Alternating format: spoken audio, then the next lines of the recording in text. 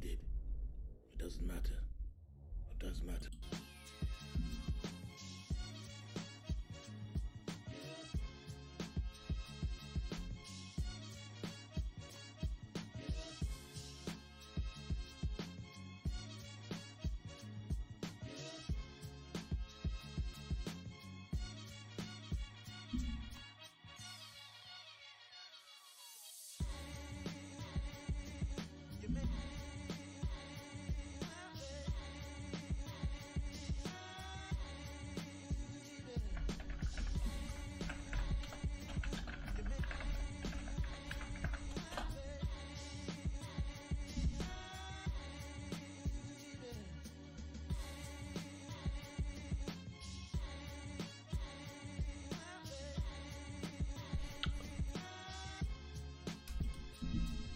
Good evening.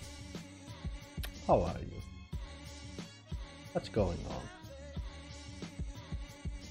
Are you back in the house?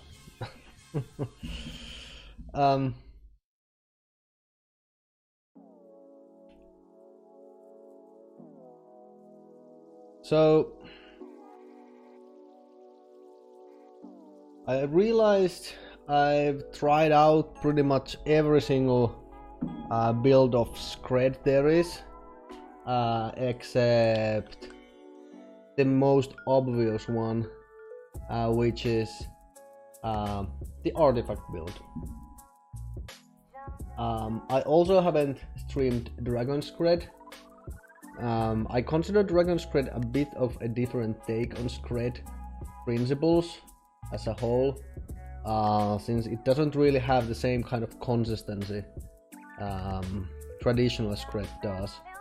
But I will probably go ahead and do Dragon Skred at some point as well.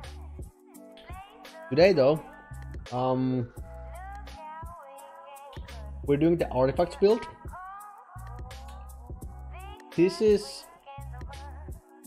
the build made famous by the creator, the god adonis2k. Huge shoutouts to him.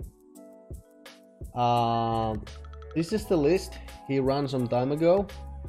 Got a 5-0.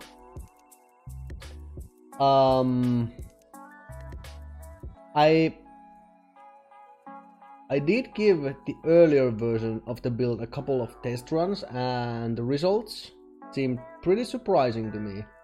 And I mean it in a positive way. Looks like it's undergone some changes, not anything super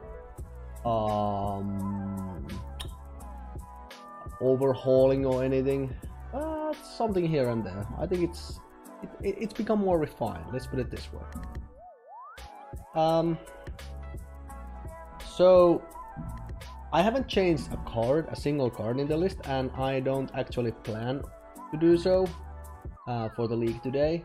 Normally I like to, give it my personal touch, but this time I'm gonna make an exception because I have no reason to believe this list is not super refined and very well thought given its creator.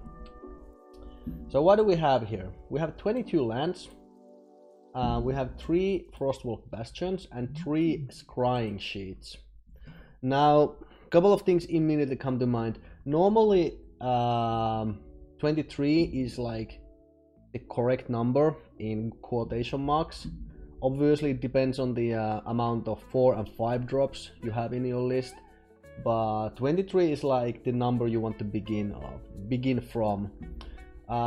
Here we have 4 Arcum's Astrolabes though, and if you have 4 of them, you are allowed to cut 1 land. Basically 4 cantrip effects equal 1 land. Also like 4 mana elves, noble hierarch, stuff like that equals 1 land, and mind stones and the like are like 2 equal 1 land. So this is like 2 extra lands, but that's pretty normal in any build. That's pretty much. I'm just rambling here. Basically, what I'm trying to say, you're allowed to cut 1 land when you're running 4 Arcum's Astrolabes. One other thing to pay attention to here is the fact that we are running 6 colorless sources. Again, normally it might be a problem, but again, since we are running Argumus Astrolabes, it means that we basically can fix our colors after it's in table, so it's not completely dead, which allows some interesting interactions, such as play Astrolabe on turn 1 and turn 2 play Mind Stone, and then with the mana you can actually cast Skred for 3 on turn 2 of a Mind Stone. That's something you normally are not able to do. Like if you play a Mind Stone normally on turn 2, the basically only thing you can do is, well, play Relic, or if you're running Dismembers you might be able to, you know, pop it off the Mind Stone. But that's one cool thing we can do. So it definitely helps with the amount of colorless lands we are using, and I think it offsets it pretty damn well. Other than that, 4 Lightning Bolts, 4 Skred, 4 Relic, nothing interesting there, 4 Mind Stones, standard stuff, 3 Blood Moon, of course, 3 Angers, of course, and then we have the interesting package. So we have 1 Chandra Acolyte of Flame, and it's basically coming as a whole package with 3 Cult of the Hammers.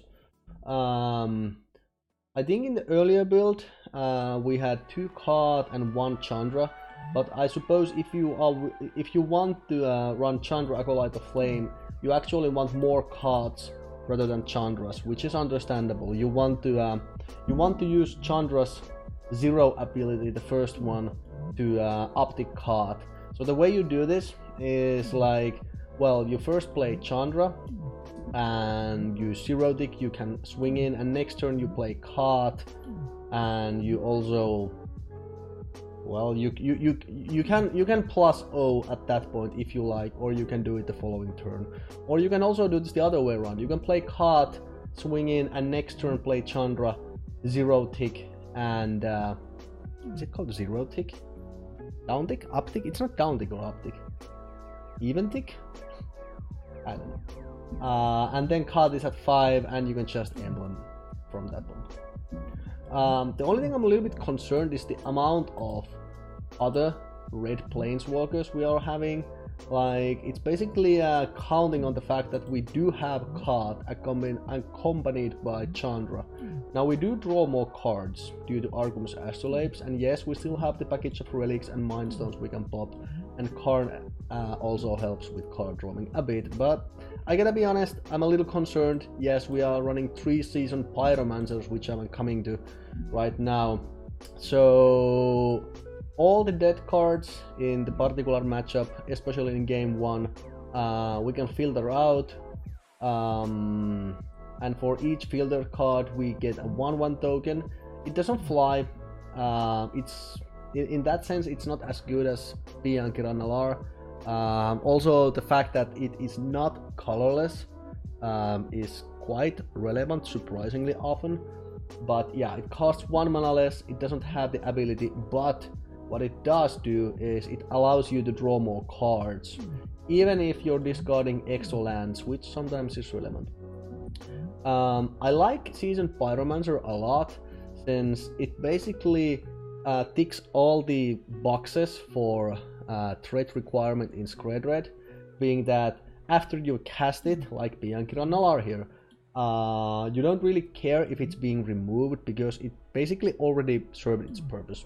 Same is here. In addition, you can still exile it from your graveyard, even if it does, and you still get almost the same kind of value back. So I like the addition. Yeah, 3 Bianchi Nalars, and the driving engine of this deck is actually Karn Scion of Urza. So due to the amount of artifacts we're running in this deck, this is already 12. This creates 2 more, so it's like 12, 13, 14, 15, 16, 17, 18, and each activated Frostwalk Bastion counts also as an artifact, and we have a number of artifacts off the sideboard as well. So the tokens we create with Karn are going to be huge. Even on the off chance you don't have anything else, well, it's at least a 1/1, and next turn you're gonna have 2/2s. When Karn gets to 1, at that point you're gonna want to start exiling cards. Maybe sometimes you might want to start drawing immediately, but I think in almost all scenarios this is what you want to do. So moving on to the sideboard, we had 3 Dragon's Claws. I love Dragon's Claws. I think I've said this before, I'm gonna say it again. I think you should run either 0 or 4. 3 is a little questionable because you want this card in your opening 7. Yes, I mean, mathematically speaking, 3 might be enough, but if you think 30% chance is enough when you could have 40% chance, then sure. I'm just saying, but obviously it works great for Adonis, so maybe I shouldn't be criticizing that much. I'm just a little bit worried. So we have 1 Barad spell bump. I'm a little puzzled by this choice, but I suppose yes, it's basically 3 different purposes. First of all, it's more removal. It's spot removal. It's quite expensive spot removal. And well, I mean, I guess you can cycle it. You can cycle it if you find yourself not needing it and you need something else right now. The other thing is the fact it's an artifact, so it increases the artifact count we already have. So we can pop it when we feel like it, and until that, it's going to increase the card count or the artifact count for Karn. And the third part is, well, it's colorless damage. So even if something is protection from red, like you can bring it in matchups where you think opponent might be bringing in pro-red creatures, so you can, you know, get rid of that pesky Master of Waves or I don't know, Oriok Champion, Core Fireworker, you name it. Damping Sphere, well, it has multiple uses, obviously. Tron, Izzet Phoenix, decks like that. Wear and Tear is an interesting one, since you can obviously wear is other side, but why are you using Wear and Tear? Well, it's because we can actually sometimes cast the Tear part of Arcumus Astrolabe. You can get any color mana of Arcumus Astrolabe, and it's come up surprisingly often in my tests. I like it a lot. 2 big Chandras, of course. Nowadays you want big Chandra if you can get your hands on one. 1 is enough, but 2 is even better. Boil, again, one questionable choice in my opinion. I don't really like Boil. Basically what Boil does, it's an instant, so you cast it at their end step, and then they have to tap out to counter it, and then you resolve a spell next turn. Well, Ricochet Trap. How do you pronounce that? Ricochet Trap? Ricochet Trap. It serves the same purpose. It forces 1 spell through, and it only costs 1 mana. Yes, I do understand sometimes you get to hose your opponent completely when they are not expecting it, but I've been running Boil on and off, and it's always seemed inferior to Ricochet Trap. But it's a personal choice. 3 Pillages to have extra artifact hate, extra land hate. Trader Maker, more artifact hate, it's also more removal, and it can get rid of Eldrazi's. Also, colorless opposing planeswalkers can be dealt with by copying Trader Maker.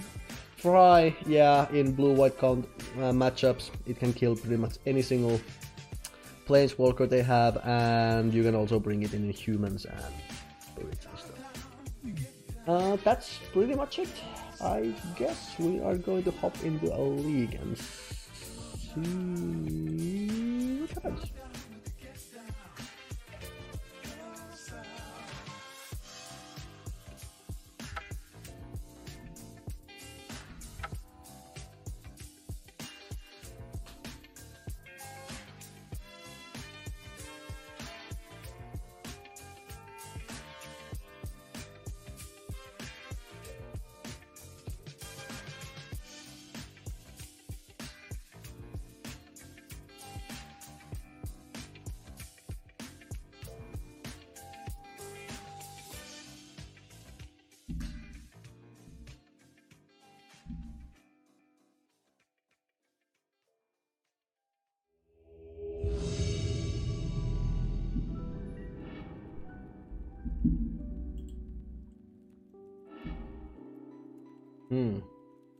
Quite mana heavy, but we do have an astrolabe, so it's going to help us get to the other useful spells. So let's keep it.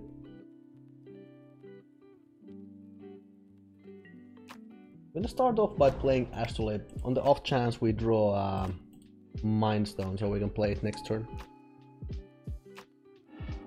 We don't. Thoughtseize. Inquisition. Takes Pyromancer, I guess? Yep. That's understandable.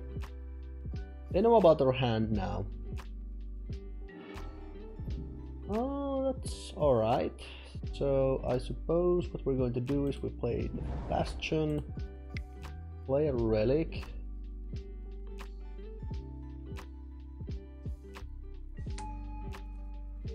Make an exile.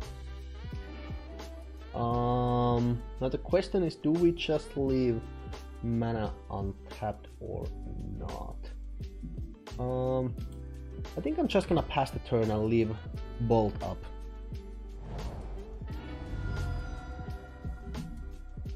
If they don't cast anything, that's fine. If they do, I can Bolt it. Well, I mean, non-land card, so if I bolt that, if I bolt it in response, they're gonna take Relic and it's never coming back. If I don't bolt it, well, that's fine. Bolt is removed from my hand. Bolt is removed. That's quite alright. I'm gonna go ahead and cycle the Relic. It's not a Bolt. Okay. Okay. Let's play a sheet. Now we have 3 mana. I could just swing in. That is one option. That is one option.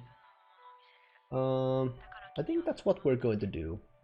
Opponent is on defense anyway, and we're not really in a hurry, and we are able to cast anything we draw next turn. There's a chance I could draw a Karn, but at this point they aren't going to block. I'd rather just keep the pressure. There's a Crypt Breaker and a Carrion Feeder. Interesting. Very interesting. Okay. So they draw a card. We draw a land. So let's play the land. I mean, I could just go Bolt. They're just gonna grow their Carrion Feeder, but it's going to die if they choose to do that. Or I could go ahead and Bolt the Carrion Feeder now, but then they are going to have these. But I suppose I will do that. So Bolt here, activate. No, wait. No, that's not a good idea. Problem is then we can't really activate it. But I suppose that is fine. Play a land. Bolt. Yeah. I think that's the route we're going to take here. We play Mind Stone.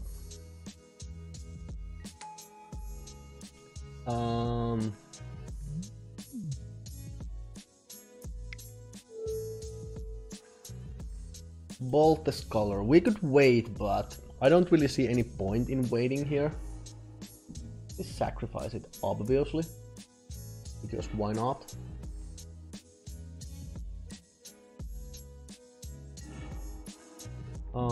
And now we can actually also go ahead and play a Relic, since we are still able to bolt them through Astrolabe. Now I can pass.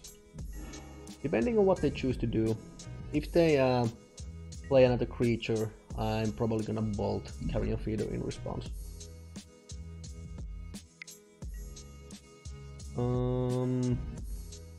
Sure.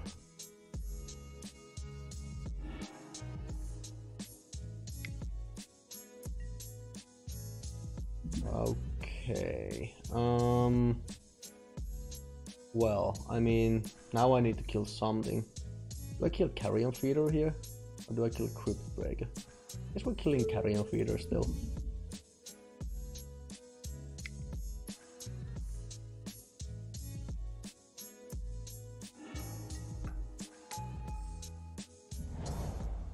Alright.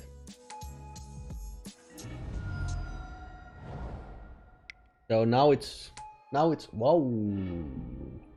Now it's us who are on the defense. God, comes a little too late. A little too late to the party. So now I have to exile Relic. I need to draw something else. Another card doesn't really do it. I mean, I could play card. They're gonna go down to 6 if I do so, but we're gonna take a lot of damage. Take a lot of damage. Is it fine though? Like we play card. They go to 6. Pass. They swinging at card. Card dies. But they're pretty low at that point though. They're pretty low. You know what? That's exactly what we're doing.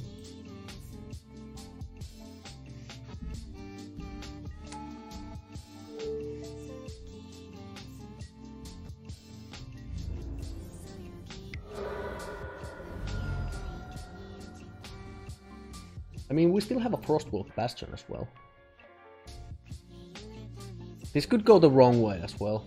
It's somewhat risky move, but we're still at full life, so...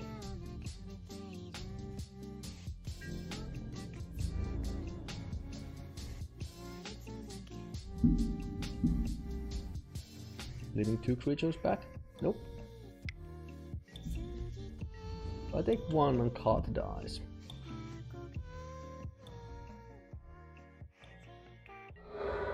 Okay, now they can start using Crypt Breaker. If they so choose. It's a land. Okay. I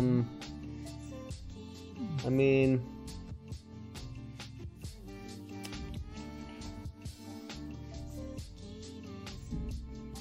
One, two, three, four. So play card, activate, swing in.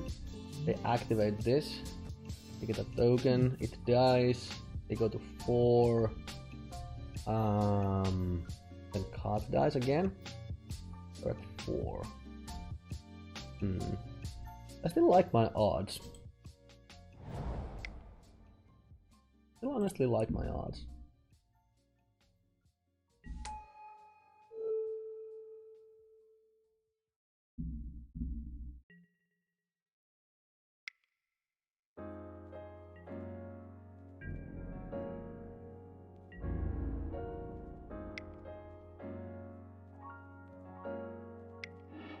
Oh, okay. Oh, they had 2 fatal push. Alright. Well, there's not much I can do about that. Oh, that is a problem. That is a huge problem.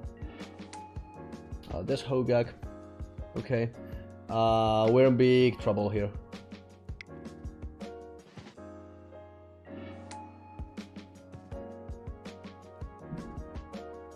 I don't actually even know what we could be drawing. I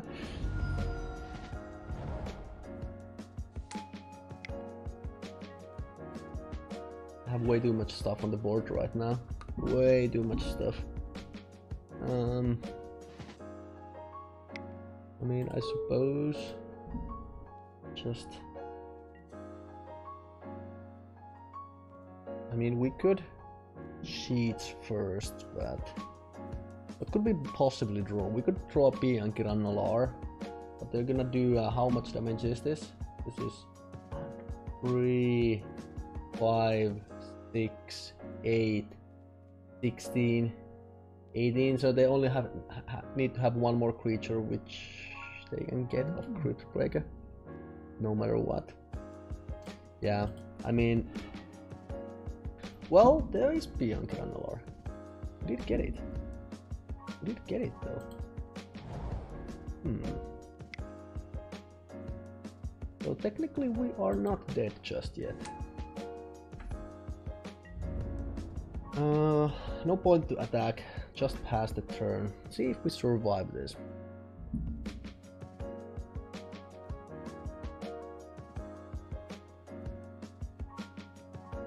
1, 2, 3, 4, 5. If we draw one more land, or Cod survives, and they don't have a way to get rid of. Well, let's see what they do. This depends on a number of things.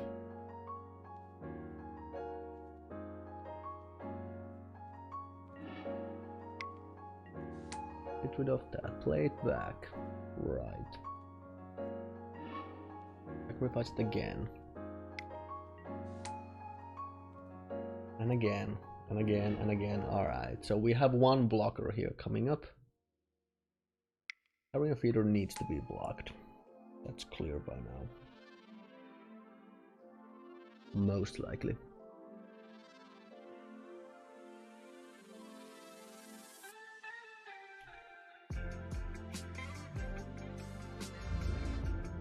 Alright, so now they're swinging in. See how they decide to do this.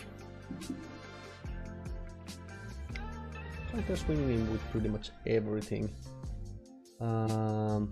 Sending zombie and feature supplier at Cod. So Cod won't be ultimating here.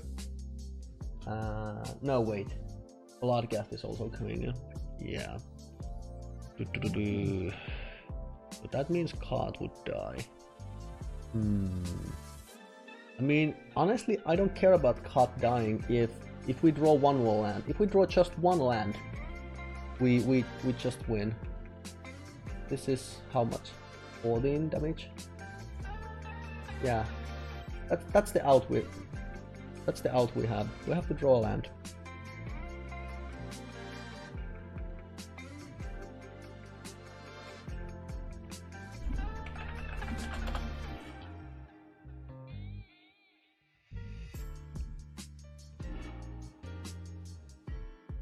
Alright, so they decide to do that. I mean, if I didn't do that, if I had blocked, then I would have lost anyway, so I basically had to count on him not doing anything like that.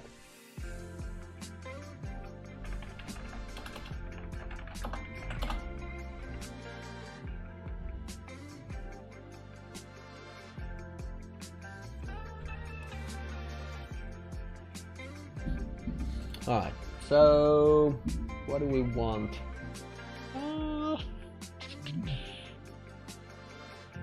Wow, there isn't actually much we can bring in this matchup. We don't have more angers.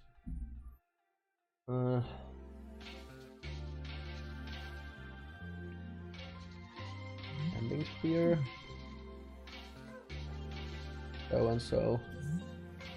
Right, nope. Nope. Nope. I mean, on one hand, I don't really have to even take anything out. But on the other, I guess we could bring in one Dampening Spear. Take one card out, maybe? Because I don't hate extra removal either. But I don't really find any...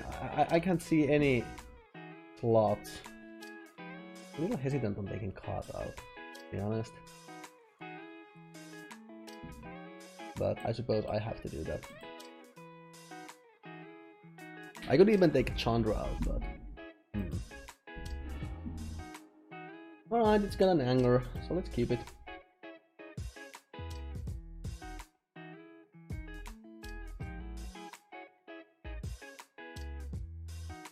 Like, I mean, I could have thrown a Topter on front of the Carrion Feeder, but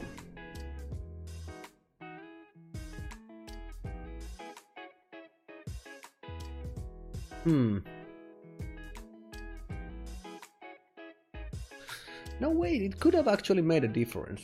It could have made a difference. It could have made a difference. Maybe I should have done that. Maybe I should have done that. I mean, why not? We still have 2 artifacts and we can still swing in with 1 Topter. We're at 5, they were at 5. Or 6? I don't remember. If they were at 5, then I may should have done that.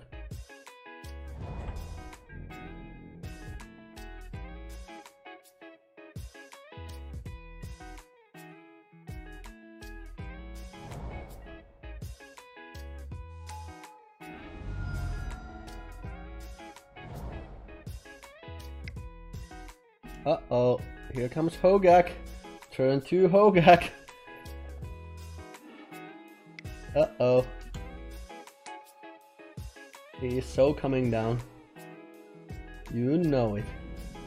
Nope.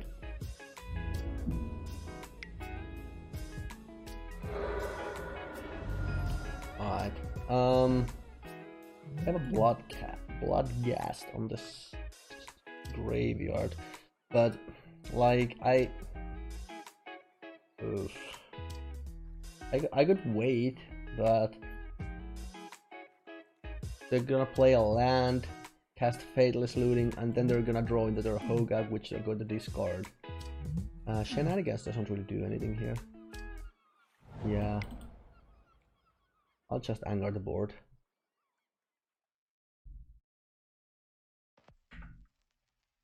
Yeah, I think I actually should have blocked with 1 Topter. That might have been a little stupid from my side.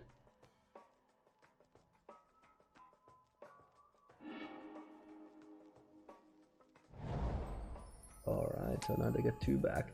And they still play Hogak, right? Wow, they just rebuilt their board. Now they get wow, this is good. This is really good. Whoo! Opponent, have mercy. Wow. Wow, and we don't even have any removal. Well, we do have Karn. So let's see. So play a land. I guess we could just play Pia and a Pia and just block with Pias and play Karn behind that. Sounds good to me. The token can grow really big.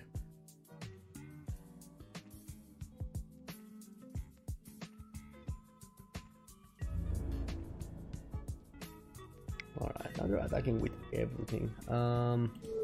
Let's block Bloodcast actually. Leave everything else. Coming through. It's an Astrolabe. So let's see. If I play Karn here and play Astrolabe, it's going to be a 4/4. It's gonna be a 4/4. I don't know. If I play this, then it's going to be at least a 6/6. Those are like a 6/6 more than 4/4. But can we take 7 more damage? I suppose we can block 1. Yeah.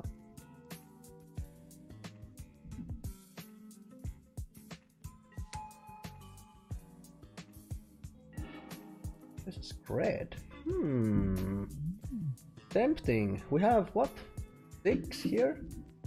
I suppose we could kill anything here. Is it Carrion Feeder or Crypt Breaker? If we kill Carrion Feeder, we sacrifice it here and they still create a token, so they can sacrifice that and that. You know what? Oh wow. I mean, I still want to Skred that though. I so want to Skred that. Ooh. They're gonna get a lot of stuff back. Like Bloodcast comes back 4, 4, 5. This is my shot. This is my shot at killing it. Let's do it. I can't really do anything about it. So Topters will not be blocking here. No sir. Gonna do a risky move. Let them do their thing.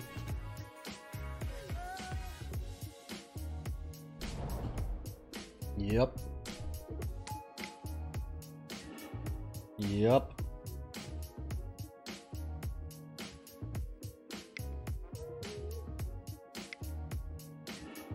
Yep. Ooh, sorry. Oh boy. Oh boy. That is a big one. We might be dead here no matter what. I mean, I had to do it. I had to kill it. Ooh. I don't know, man. They got their Hogak still. I might be a little bit too late. Because if I play Karn here, 1, 2, 3, 4, play it, I down dig, it's a 4-4, it can become a 5-5. It's still not enough. Oh man. Oh man. But you know what? I'll have to play it.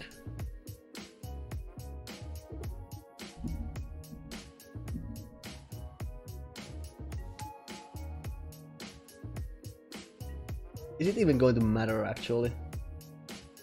Does this matter? This I still need. If this swings in, I'm at 2 and like. What can I do? There's nothing I can do. There's absolutely nothing I can do. Block and still 2 damages coming through. Yeah, I'm dead. I'm just dead. GG. GG. Yeah, the new version of Hogak is much more beatable than the earlier one, but it's still uphill battle.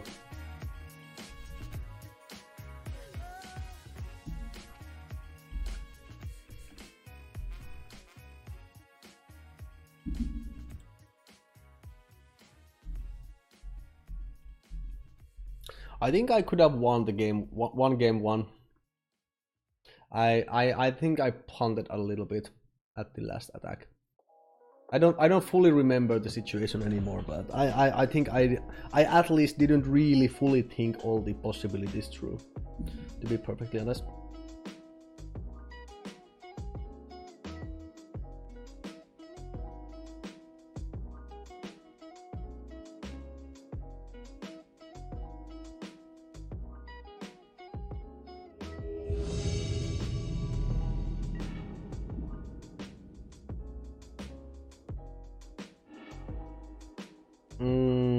No thanks.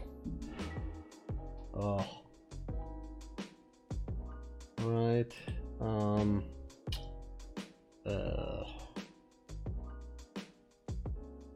mean, this is a nice combo.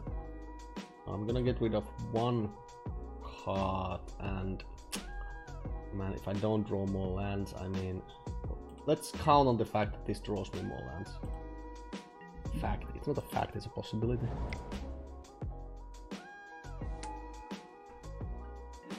Alright, so there's the 3rd land at least.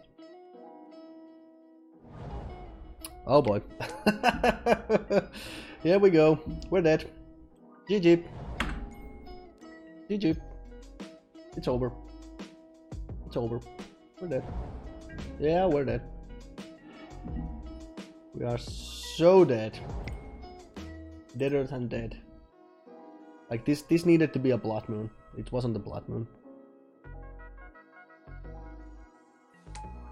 Yeah, it's as I said, like the current meta game in Magic Online is pretty damn hostile to Skred Red at the moment.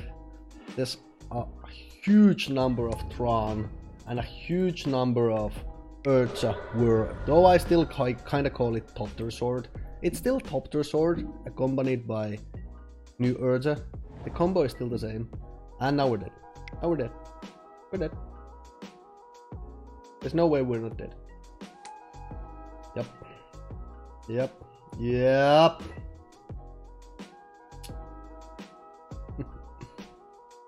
And this is actually Eldrazi-tron. This is not even a regular Tron. This is Eldrazi-tron. Very nice. Very nice.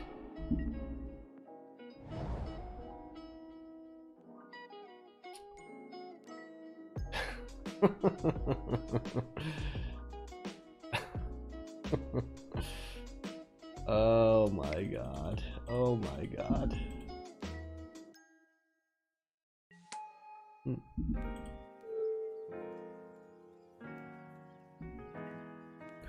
I mean, we could create 2 tokens here, swing in with everything. If they block this, Ugin goes to 3. I suppose I'll have to.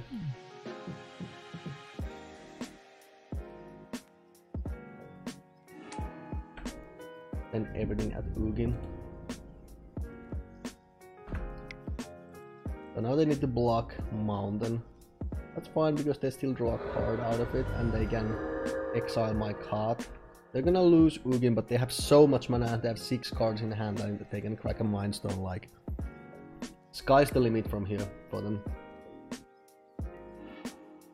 Yeah, and that's where we call it the game. I told you that we were so dead. Like this. Oh, this is exactly what I mean. Tron, followed by Tron, followed by Tron, followed by Tron. That's the life of Skred Red in Magic Online right now.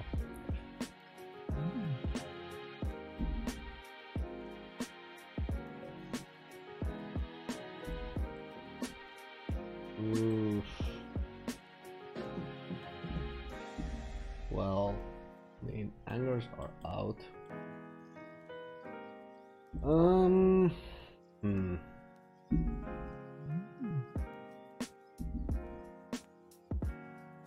mean, I kind of want to take out a Bolt, but they still play a lot of Planeswalkers, so...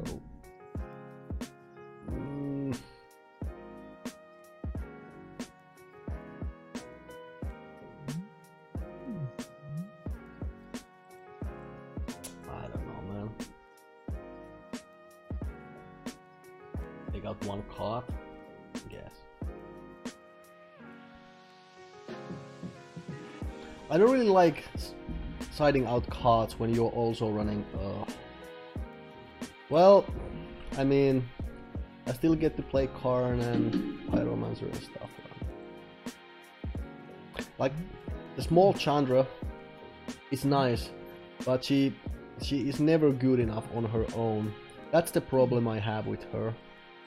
And it kinda is against the principle of Skred Red, in which every threat needs to count. Every card needs to count in some way. And Chandra, like, if you don't have anything else, it's just 2 damage a turn, and that's not really a whole lot. Ah, this comes 1 turn too late. That's awkward. Well, I gotta play Mind Stone, so at least I can play something next turn.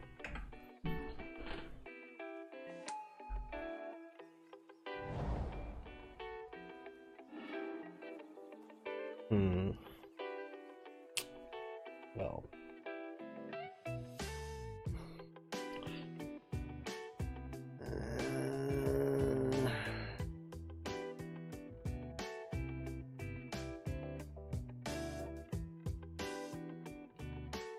Oh man, I don't like this. I don't like this one bit.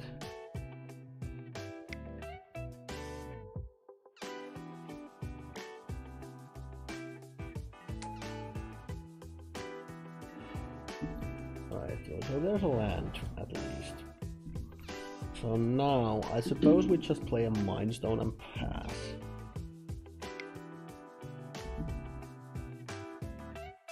They have natural Tron, by the way. This is natural Tron. There's no way they kept the... No, they've mulliganed to 5. Maybe not. Alright. That's interesting. Blood Moon. They can still Ghost Quarter themselves if they like.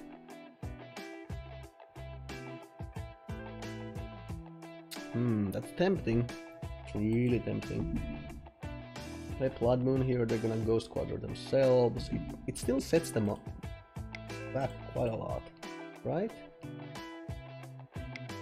Yeah. Let's play Blood Moon. Make them use it. If they don't, they're in trouble. So they have to Ghost Quarter themselves, which sets them back a whole turn. I mean, this sets us back a whole turn as well. Yes, true. But we have more stuff. Okay, they decided not to, so maybe they have a Wasteless in their hand. They don't. Alright, so yeah, this is expectable. Okay. I wonder what that might be. Oh wow, we can't activate Mind Stones. That's really good. That's really good. Good point. Can't activate Mind Stones.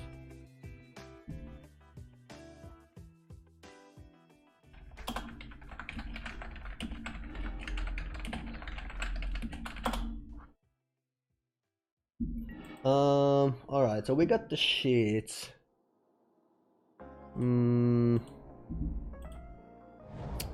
Well, what did they get? They got the lattice immediately. Interesting. We could still play Karn. Down deck, get a 4/4.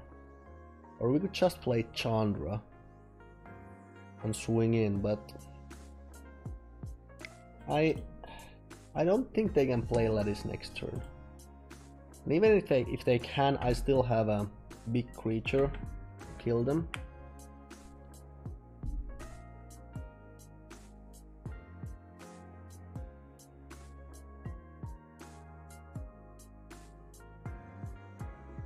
Darksteel Citadel, exile Simian Spirit Guide, play lattice, swing in with construct, kill card.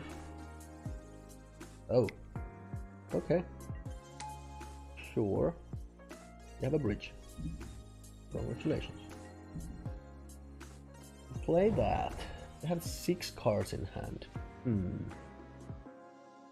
So we get to kill Karn here, and then we don't play pretty much anything else. I think I'm just gonna kill Karn. Do we play Chandra as well? I guess we do. I guess we do, right?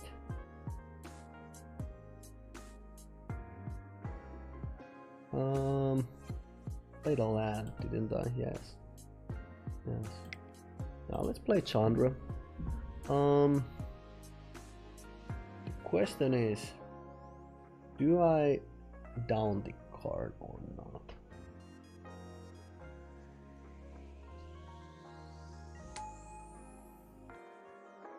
I think I will.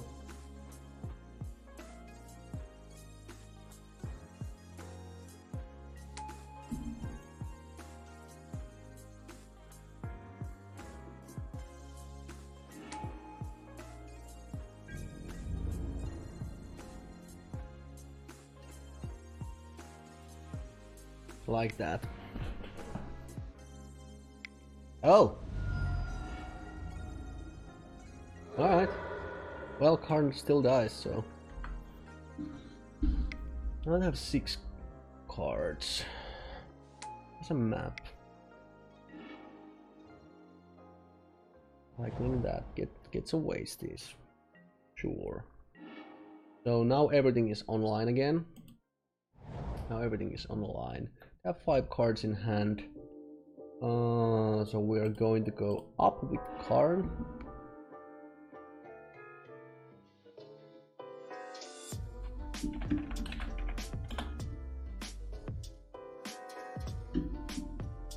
Oh, Lightning Bolt or Pillage. Well, they have to give me a Lightning Bolt, right? I'm just gonna pillage their wasties if they give us Pillage. They do! Alright. I like that. I like that. Well, in that case, we are going to create more tokens. And swing in. Do this. So what was 6, 8, yeah. Pillage that. I don't care about ensnaring bridge here actually at all. And past the turn, I might be cracking the mine stones, maybe? I mean, that if I crack the mine stones, it's actually gonna help us get under the bridge because it it makes the construct smaller.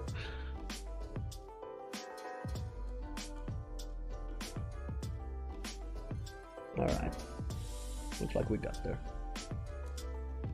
Any changes we still want to make based on what we saw? I don't think so. Yeah, I don't think so. That was highly unlikely.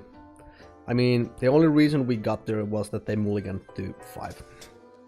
Let's be honest. Let's be honest here. I didn't even have to really do anything. Morjesta! What's going on, Mr. Tupus? Kiitos edellisestä.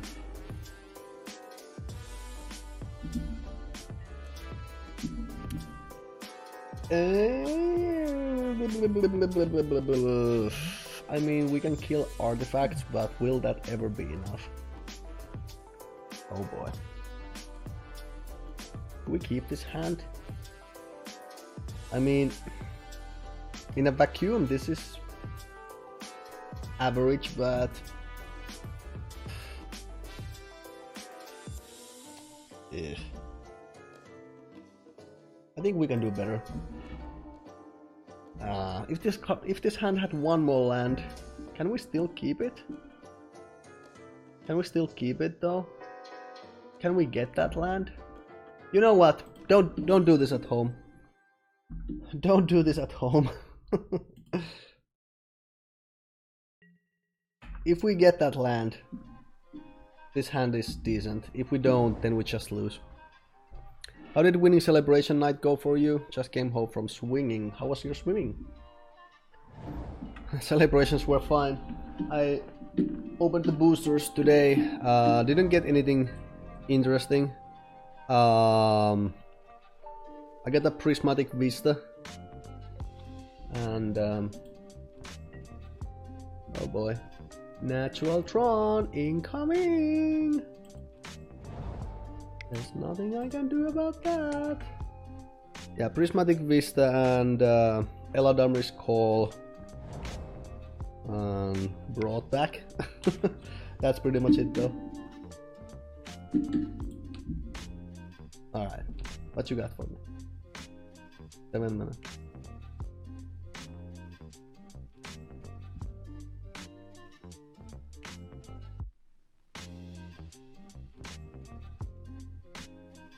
Yeah, Dampening Spear should have been brought in. Yeah, I should have brought in Dampening Spear. I guess the reason it didn't occur to me because I very rarely run that card. I don't like Dampening Spear at all. That's cash. Yeah, I mean, it's free cash, no matter what. Crucible of Worlds. Interesting. I have this. So, this is pretty simple. It's a Blood Moon. Pass.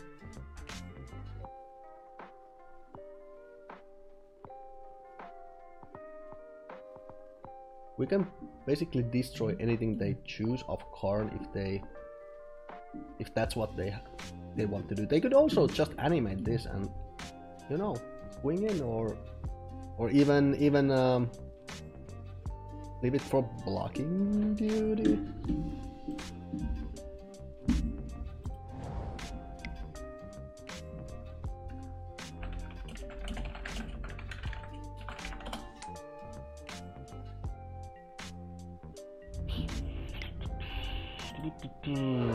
Ballista is a bit of a problem. Alright, so now we have an answer to Ballista. I guess we can also Skred that. Then we can't play Pia, but I suppose we're not playing Pia anyway.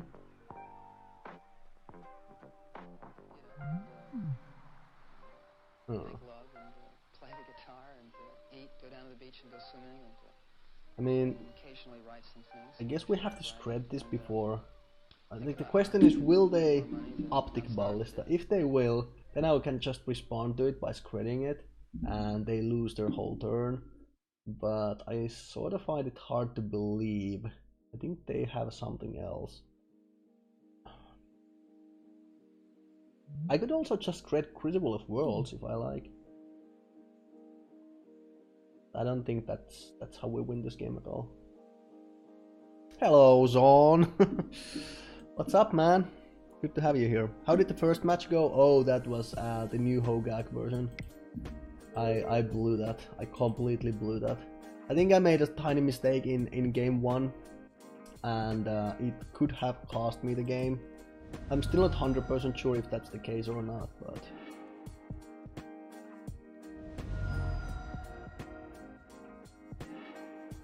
I don't really care about Crucible. They don't have any lands in their graveyard, and I don't think they will anytime soon.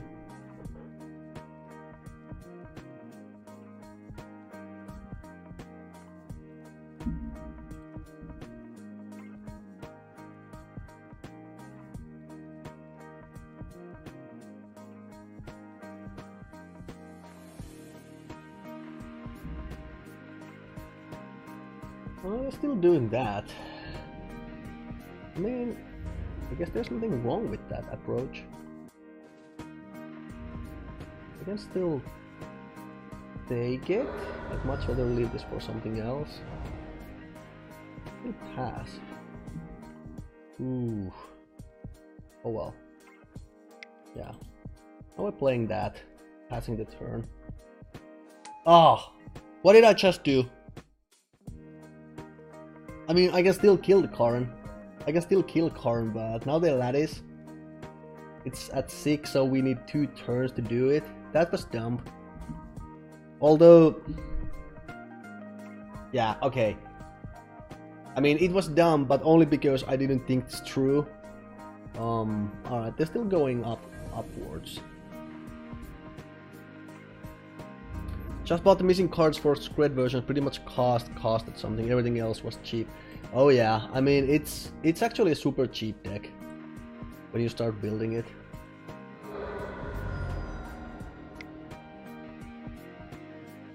Alright, so they got their Mind Stone. And now, yeah. So we lose a wear and tear here. Now it's starting to look a little bad for us.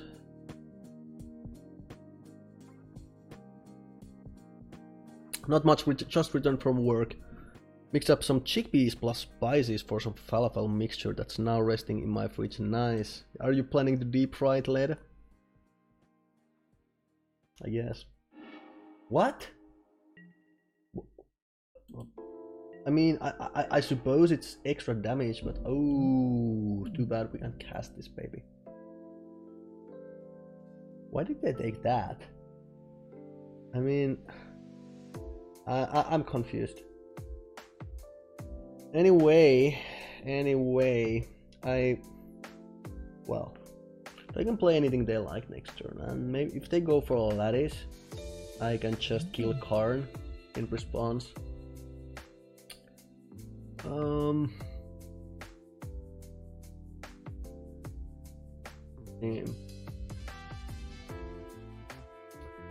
gonna have to pass. Gonna have to pass here. Sure. Oh, they have another one? Oh boy.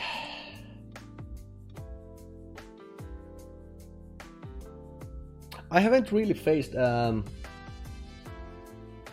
favorable matchup in MTGO for a long time. I don't know, I mean,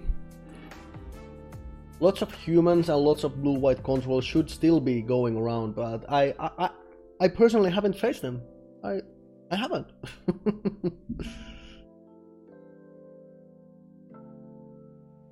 I don't think they even need to lattice or anything. They can just go full aggro on my ass. I like the wear and tear you got there. Might be a solution to versus Aria of Flame. Yeah, indeed. You can do that. You just need an Archimus Astrolabe.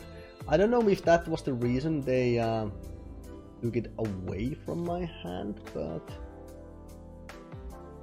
I mean, I don't really have any targets for there here, so I'm still a little confused. Why would they do that? Why would they take Astrolabe? That's completely dead draw, by the way. Oh wow.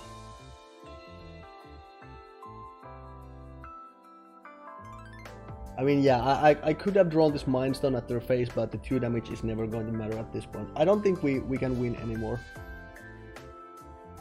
I mean, what could we possibly draw? We can kill that. We block 1, we go to 2. I suppose if we draw a Skred, we can still do something. But they only need to... well... have anything. Okay, yep, alright. That's it. Come on, where's humans? Where's blue-white? Where's anything but that?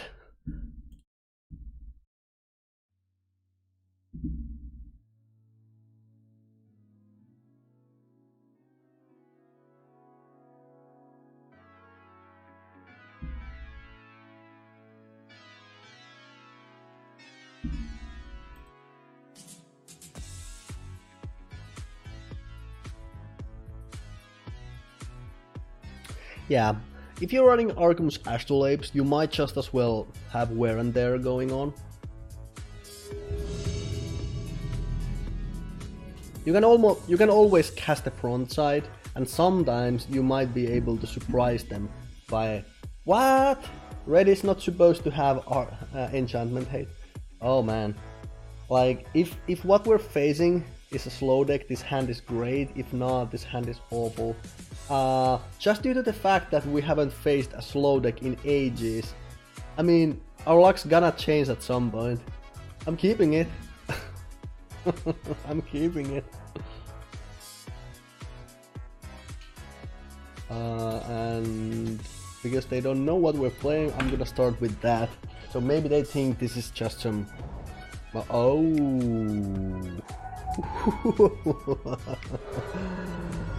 Nice. Well, I mean, I wouldn't have done anything to that anyways. So, well, spread that. Pass the turn. If we draw I don't know, like an Astrolabe or something, I could... Nope, we didn't. Sure didn't. Alright.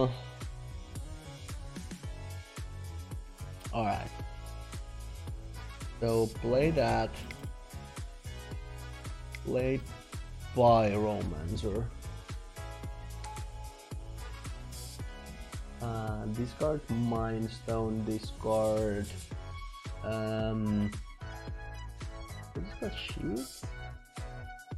I don't think so. Discard Mountain. Alright, there's an Anger.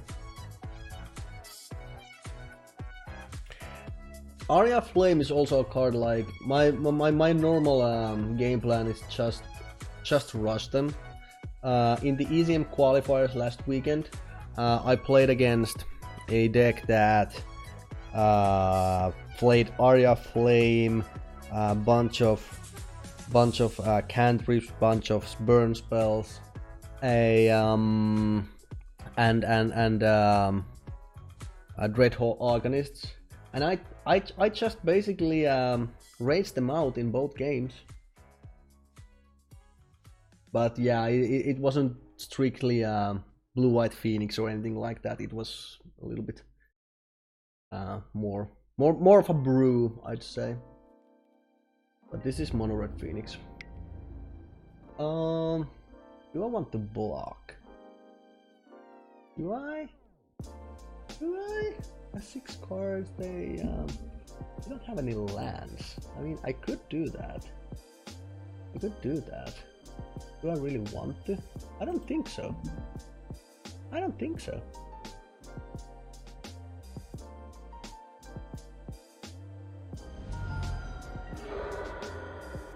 Alright.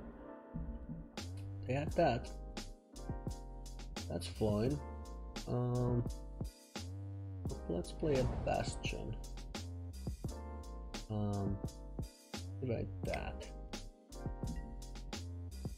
Swinging with both. Pass. Alright, there's a Metamorphose. They might be going off here. I do have an Anger. It's the non-bow with Seasonal Pyromancer and Anger is a little awkward. Like, I suppose the same can be said about Bianchi Rannalar and Anger, but if you're only running like 2 or 3 Pia and her friends, the non-bow might not come up as often as if you run 3 of each, 3 Seasoned Pyromancers, 3 Bianchi Rannalars. I'm not saying it's as big of a problem as I probably make it out to be right now, but just saying, is all. Just saying.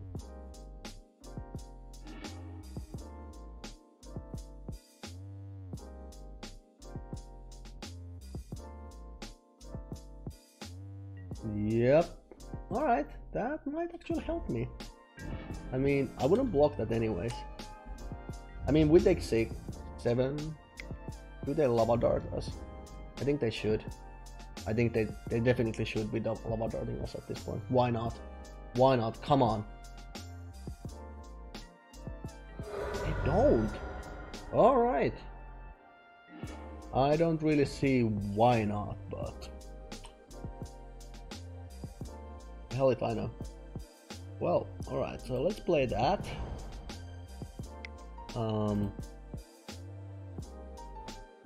Play a Mind Stone.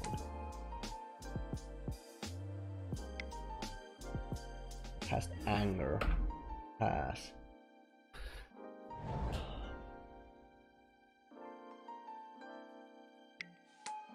Okay. That's sad. Oh. I think we're dead. Nope. I wonder why.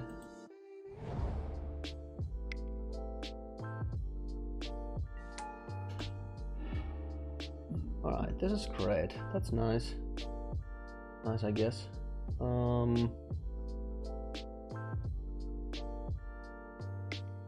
Yeah, we have to kill it now.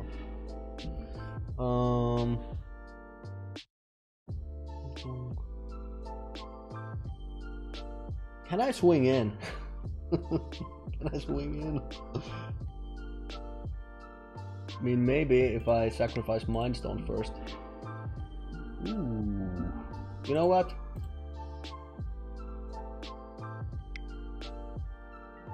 I have to swing in now. I have to be on the offense. Like I've almost lost, and I might. Okay. All right. Yeah. Now we're lost. This is a card I normally don't see them playing, but they had it, and now we die. Now we just die. And Lava Dart, boom, dead.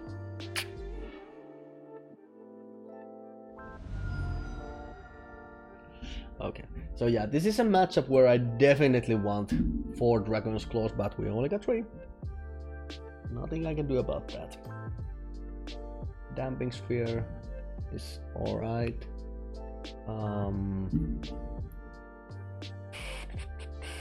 What do we don't like? Well, Blood Moons. Ugh, get out of here.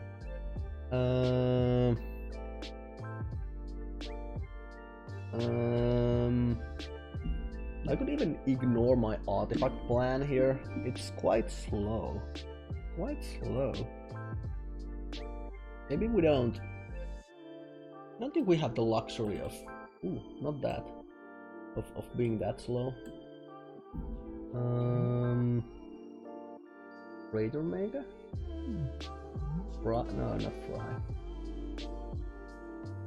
We could bring in one... nah, hold on. I guess Spell Bomb is better, but then it doesn't matter that it's not... I mean, it doesn't... It won't matter, it's an artifact if you're bringing Karns out. But I think Karn is just too slow. I think he's just too slow. I think that's pretty much it.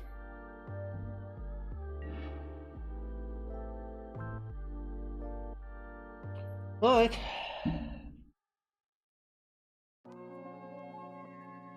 Let's try this.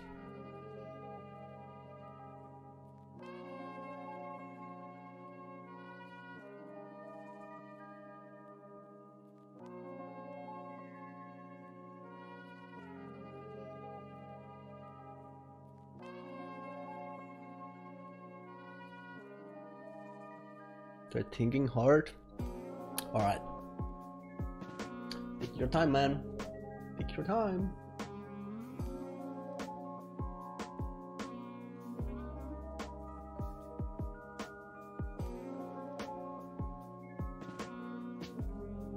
Don't take too long though.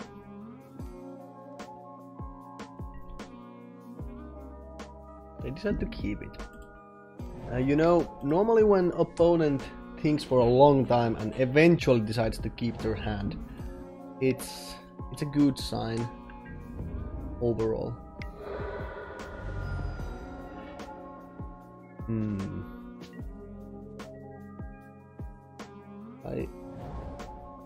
I could Skred that still. Do I? Yes. Absolutely yes. I can't take the risk. Oh! Are you actually going to lava dart me? Come on. You gotta be kidding me.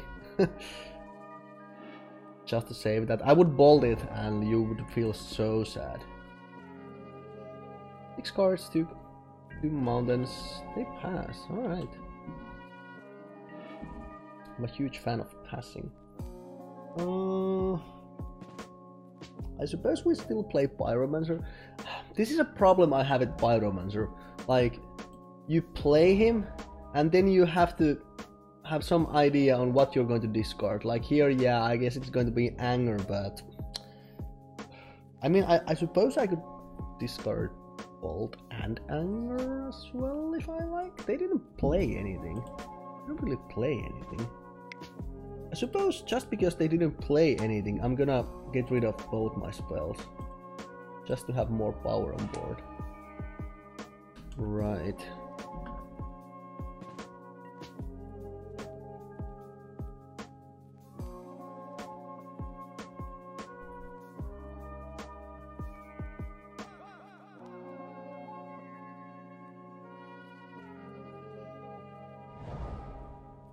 There's a land. They still don't. Alright, so they have Arc-like Phoenix in their hand. They're just wanting to hard cast it. That's the plan. Alright, I understand. We swing in. We stick to the aggro plan. Might be killing something here. That's fine if they do. Sure. Get rid of that right away. Take 2, huh? I mean, okay. I was about to say something, but I'm just gonna shut my mouth. Here comes Arc-like Phoenix. Hello. Are you gonna attack with that? You are. Yeah, I'm taking it. That's fine. I think I will be winning this race. No matter what. I could remove that. But I'm not honestly even sure if I care about that anymore. I don't know if I even care about that anymore. I don't think so. Man. Damping Sphere. I don't even care about Damping Sphere either. So I'm just gonna swing in with everything. See how they fare. It's a lot of damage. It's a lot of damage. I'm at 16, so I mean, I suppose they still could kill me somehow this turn, but I don't really know how. Yeah, there's another one. Sure. And Bolt stat. Sure.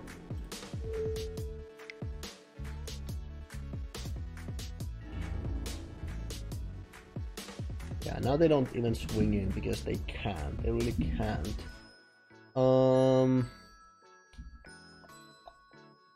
I could... I'm gonna play my land. Then I could play a spell bump. Kill one. Wing in with everything. If they block a token, they take 2, 3, 4, 5. They go to 3. And they kill die next turn. I like that. Ooh.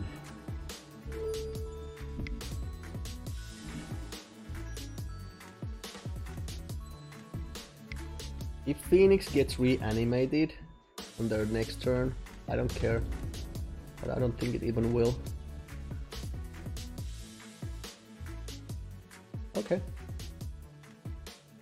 You sure? Nope. You'd rather trade.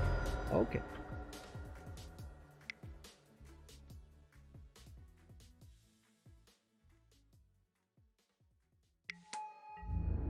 Hardcast one more.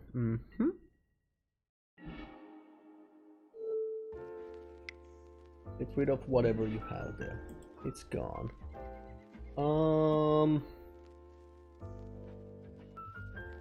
Suppose I could cycle that. So I see what we get.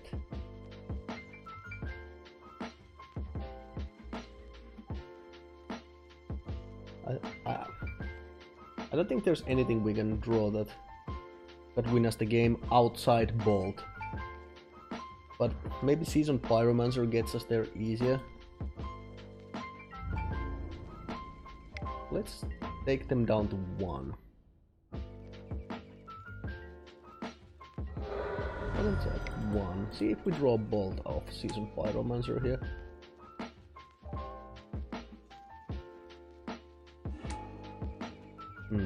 We didn't.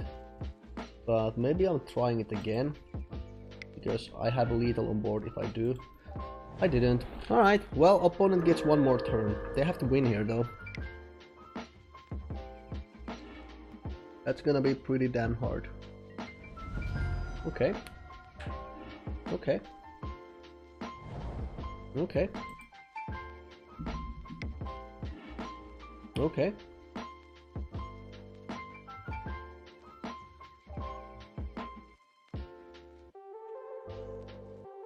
Yeah, sometimes you just win through aggro. I didn't even do anything that special. I just played the Seasoned Pyromancer followed by Pia, blah blah blah blah blah. It happens. Sometimes it happens.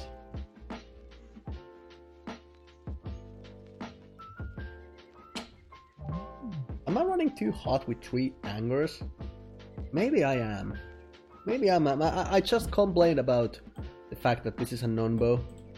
Maybe I'm taking one out. I could even see the case of just having 2 angers in the main deck if you're running this aggressive package.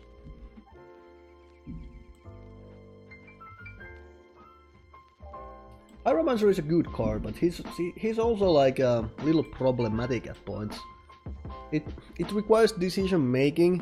Like you have to start thinking, can I get rid of these? Can I lose these cards? Is discarding this card, this one particular card I'm having, worth a 1/1 token and a random card in exchange? Like if the random card is at least as good, then yes, definitely. But it could be just a land. We're playing a lot of lands, so I don't know. Okay, I guess we're not playing that many lands, but if we draw like an Archimist Astrolabe, it's not gonna help us immediately. Like, I don't know. It's difficult.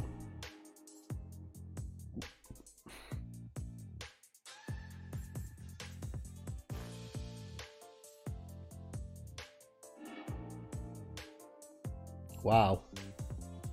I mean, surely we draw lands with a hand like this, right? I mean, we had Dragon's Claw, yeah? Right? There's no way we are not going to be drawing lands, right? Okay, wow, that's also a colorless land. This This is a surprisingly non-red hand for a red deck. You know that? Wow! What the hell? I mean, the only way we can cast red spells right now is through astrolabes. So let's hope they won't Shattering Blow or what is it called? 2 mana, destroy artifact, take 3 damage. That card anyway. Shattering Blow. No, it's not Shattering Blow, it's... Well, you know what I'm talking about. That card. I don't think I've ever seen this happen before. I mean, we still have 1 red card, but... Wow. That's kind of funny. Discards those. Yep. Place that. Yep. Alright, there's a Chandra. Smash to Smithereens, that's the one. Hello, Dan. We could kill Soulscar Mage, but would I rather just play Dragon's Claw? Question.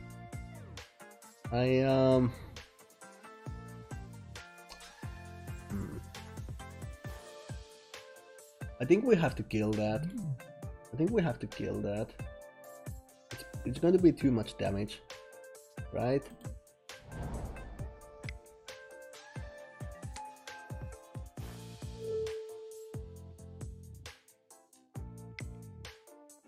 Like that. Weird flex, but okay.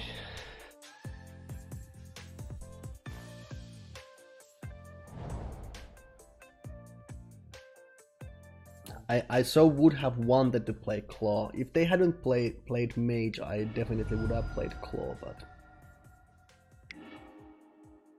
Yeah. But now it's too late. We can't actually anger next turn unless we draw Mountain. Oh. Well, now I'm really hoping we draw Mountain. Come on, Mountain. Nope. I suppose it's not all bad, because now we can Skred and play Claw. We can do them both. It's a little awkward. What can you do?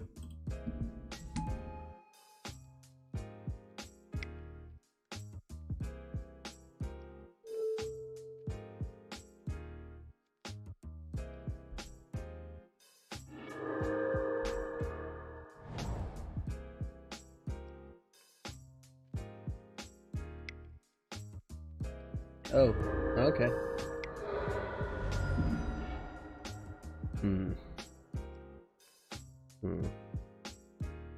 Well,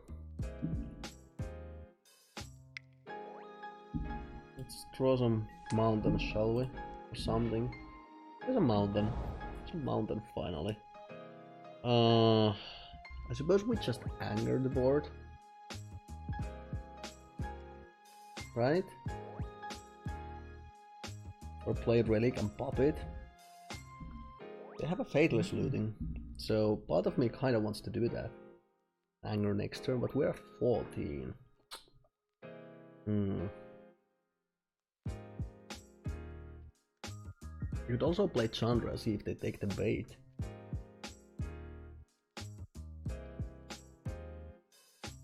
We can't go aggro on them, that's a little too much. That's too much.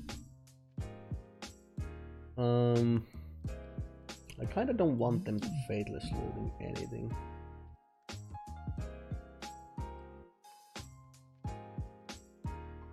But I don't think they have enough stuff on the... I think we're just gonna play Chandra actually. I think I'm just gonna play Chandra. Am I? Am I though? Come on. I can't be serious, can I? No. I'm not serious. That's... If they have Morphos in hand. I think I'm just gonna play Relic and pass after playing that.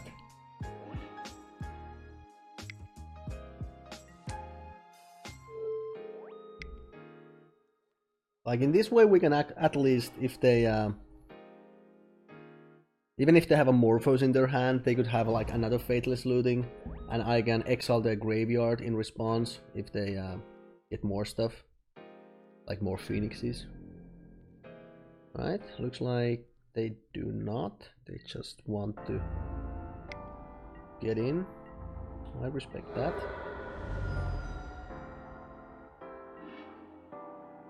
Now if this card only was a Bianchiran Alar, but it's not. Bad. We can't play 2 spells, unfortunately. We can't really do anything interesting actually either.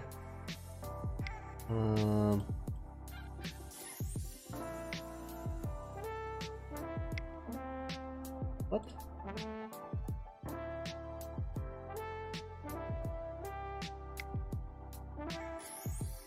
Yep. Alright, so let's anger the board. I guess we're passing the turn.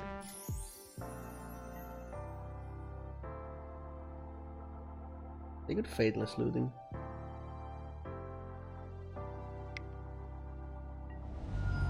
Oh, they just cast it.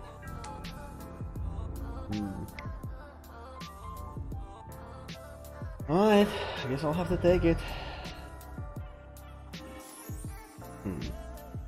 Well, I suppose this is where we just play Pyromancer.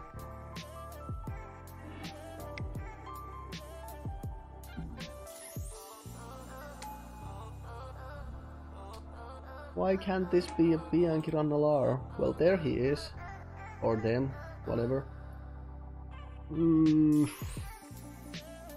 Yeah.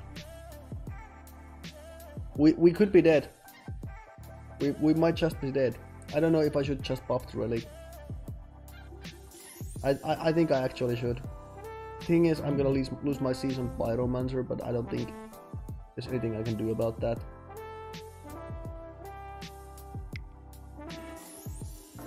Wow. That's a dead draw.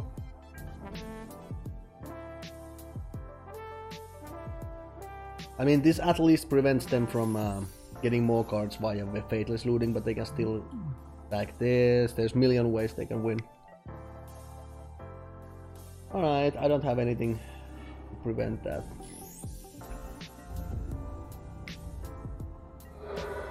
We might be losing here. I think we are.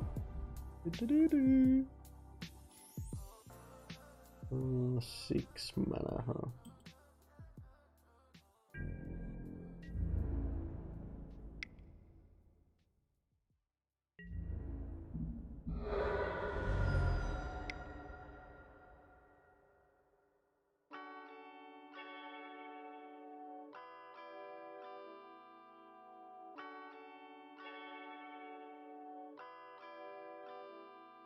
Oh.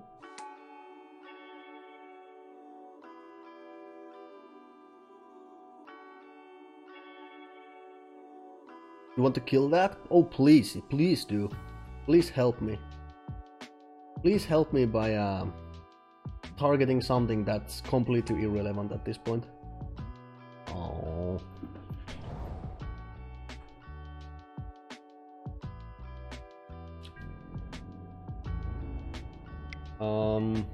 I think I'm just gonna block with 1, I suppose. Or do I just block with both?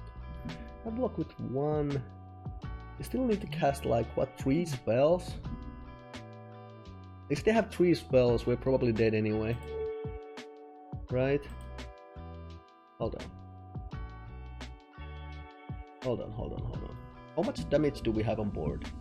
2, 4, 5, 6, 7. If we do that, we play card, it's 11. And yeah, even if we draw a land, yeah, it's not gonna matter. We can't kill them unless we draw Bolt. Unless we draw Bolt. then they still have that. I think it doesn't matter if Arclight Phoenix lives or dies. So it's more important. Okay. Well, that didn't really matter, looks like. Didn't end up mattering one bit.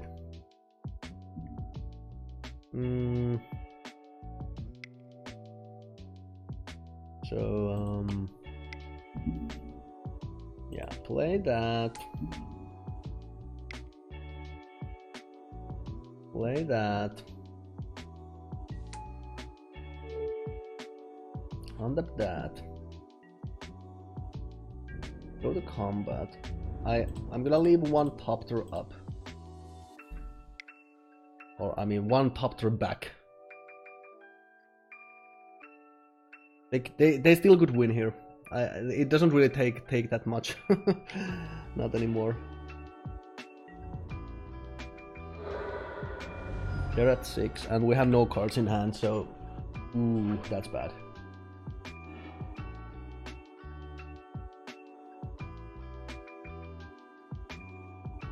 So many cards are lethal. So many cards are lethal right now. It's dependent on if they have them or if they don't. You know, playing against Mono Red Phoenix, I gotta say I actually like this matchup in a weird way, even though it's slightly unfavored, but I'm gonna go ahead and say only slightly. This is like maybe 40-60 or 45-55. Like I have a lot of chances here, depending on the type of build you're running, obviously. But well, that's dead. That can't do anything. It's completely useless. It can't even block. I mean, and they I suppose they could have a gut shot, but if they had a gut shot, oh yeah, that's what I'm thinking. Like if if they had a gut shot, why wouldn't they have used it? I would have gone to 4 and they would have swung in with both. I could still have blocked and they would have died on the crackback. Looks like they probably just didn't have anything else. I don't think they had anything else. I don't know what. I don't know what. Good stuff. Can I share a deck idea I'm working on? I'd love to hear it. Shoot. And while you're working on that, I'm gonna go ahead and take a smoke. If that's okay with you. Gonna be back in a couple of minutes.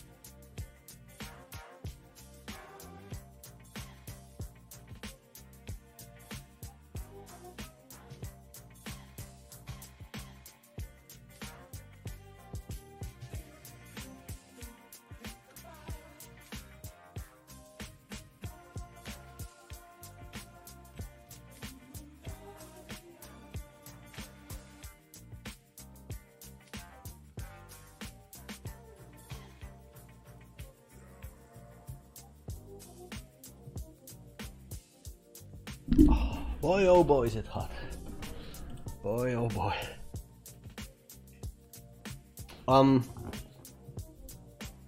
Yeah, so as I was saying, this matchup is quite interesting because it's quite interactive. It's a lot of back and forth stuff, and like there's lots of stuff you have to think about. It's kind of similar to Burn in a way. In that regard, I like playing against Burn. Always liked playing against Burn.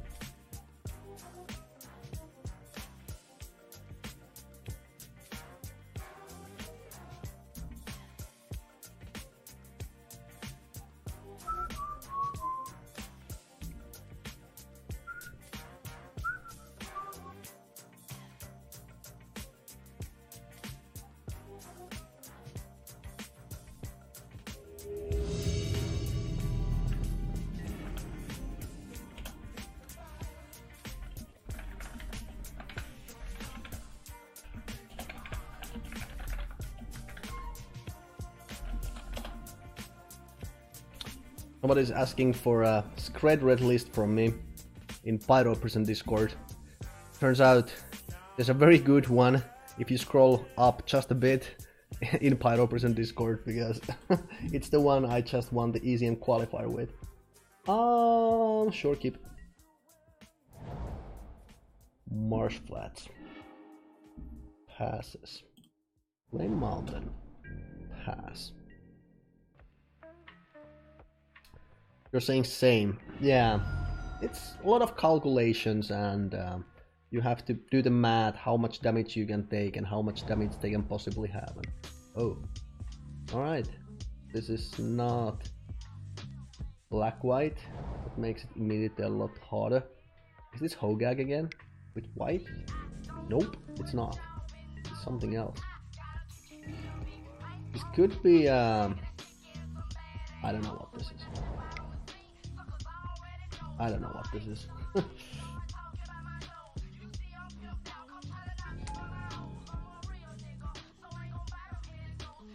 didn't play anything yet, which is interesting. Wham. Okay. And still passing. Oh, wow. Alright. So, whatever, man. Whatever. We could play Chandra and hold up Skred, I suppose. Or we could play Pia and Kiranalar, or we could play Karn. Here we're gonna play Karn.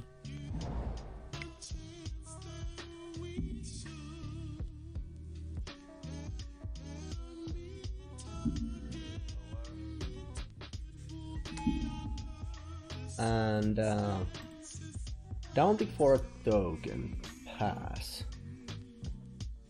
They could fatal push it. I'm sure they have a fatal push here. They gotta have one, right? Or that. Okay. And a fatal push as well. Maybe. Cycling. No fatal push. Now they have to have something. Come on. You have 4 mana, 5 cards. There's no way you don't have anything.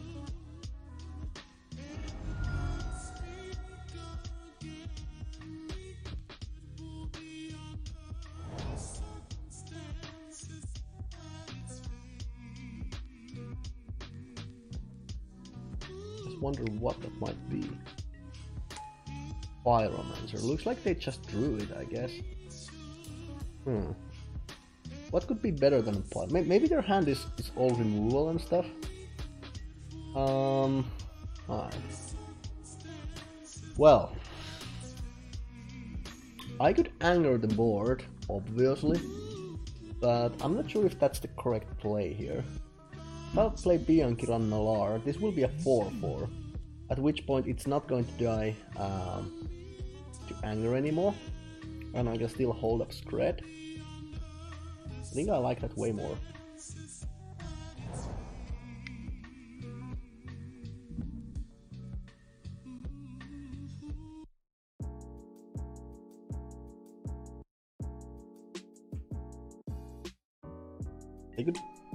They could obviously have removal for a Topter here.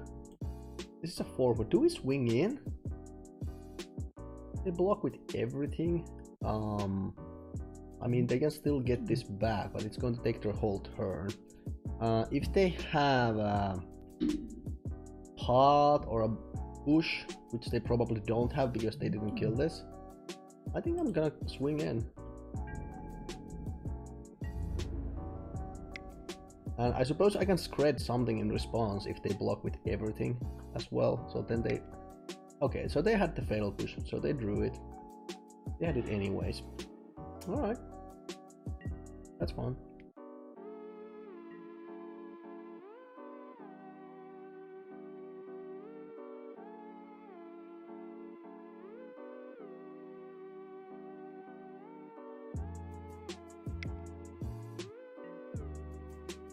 Against command, killing that. Well, there's nothing I can do about that.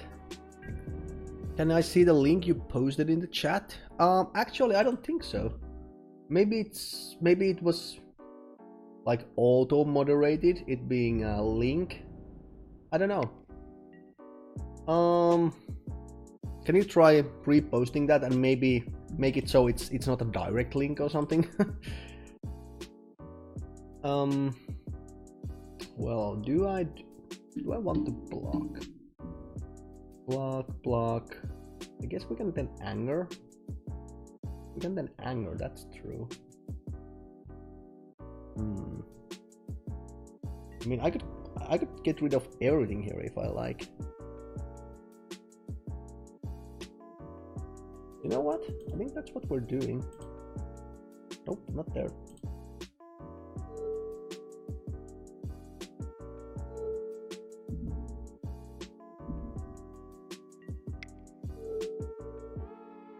Might as well.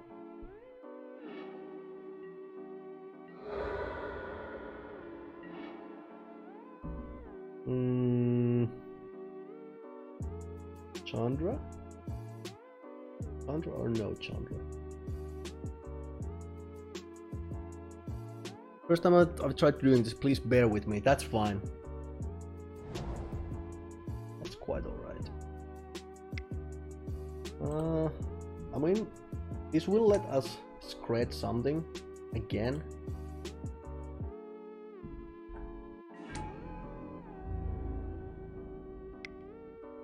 From the graveyard. It's not the strongest of moves, but it'll do. It'll do.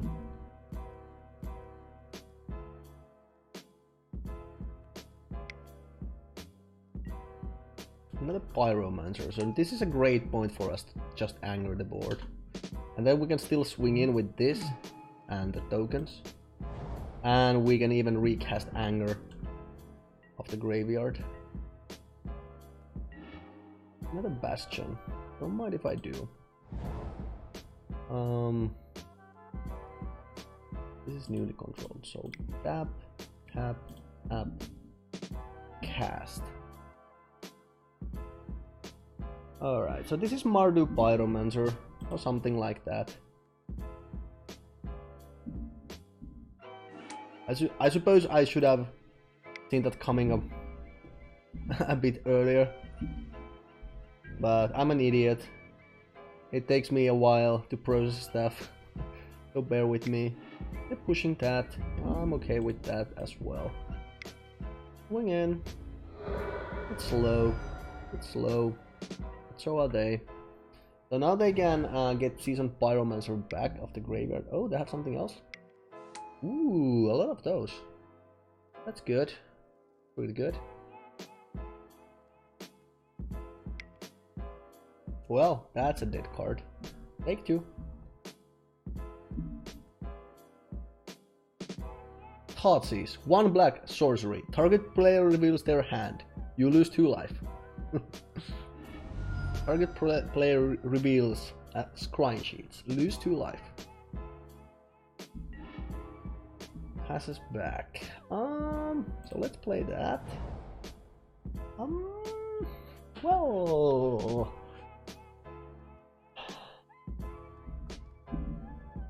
I could just Skred that and swing in. Yeah, let's do that. Let's play tempo. I like tempo.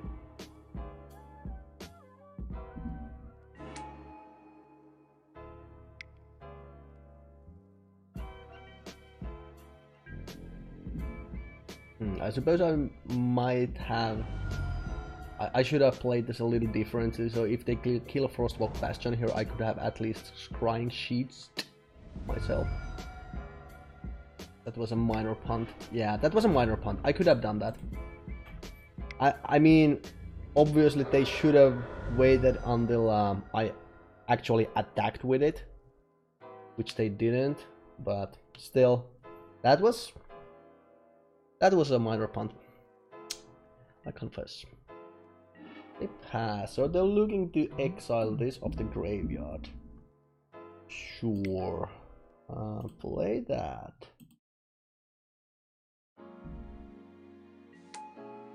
Draw a card. Get a Blood Moon.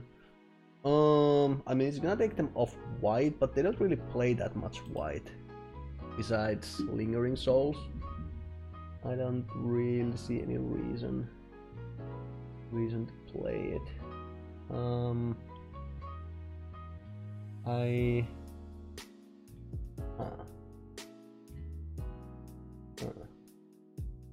Well, I guess we are swinging in. I don't think there's anything else we can do.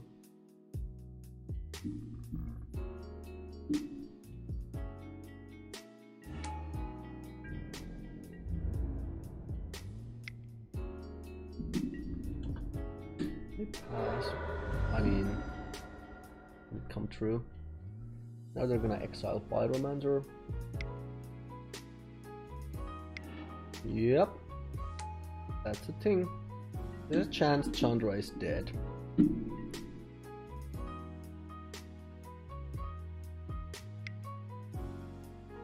Sure, take it. I don't care.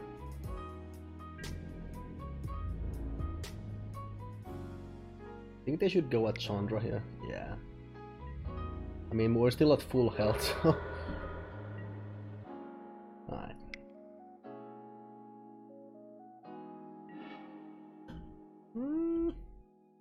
I mean, we all know what's going to happen when I crack it, but... Still... I'm gonna force them to do it immediately.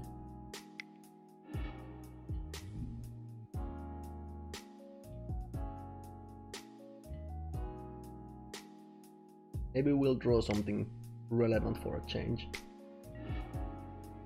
Oh, okay. Ooh, so now we're in the top deck mode.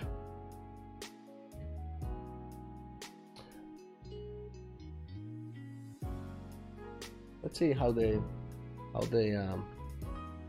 let's see how they react by me swinging in. They have to block at least one, so they don't die to a bolt, right? Yeah, that's what they're doing. I have 3 creatures. They don't have to swing in with more than 2, I suppose, but the thing is, unless they get something to deal with Kant, they're dead. They're dead on board next turn.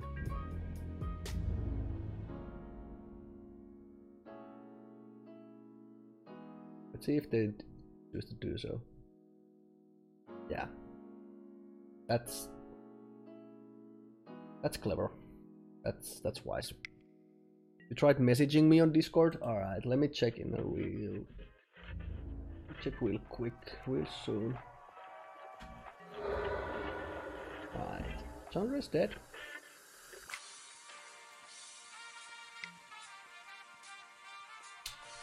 Okay. You can flash it back, I guess.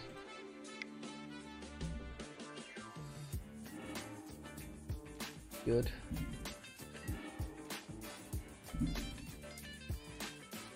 Wish Skred. Alright, I'll check it out as soon as I'm done with this match. That's a sorcery. So if I Blood Moon here, they can't really cast it anymore. The thing is, I only have 6 mana. So You're welcome. So if I play Cart, I can still play Blood Moon, but then I can't swing in. If I swing in with Cart, they're gonna block with their Elemental. God is at 4, and Cart still dies, and they get more life back. I could also Sheets and then play Blood Moon.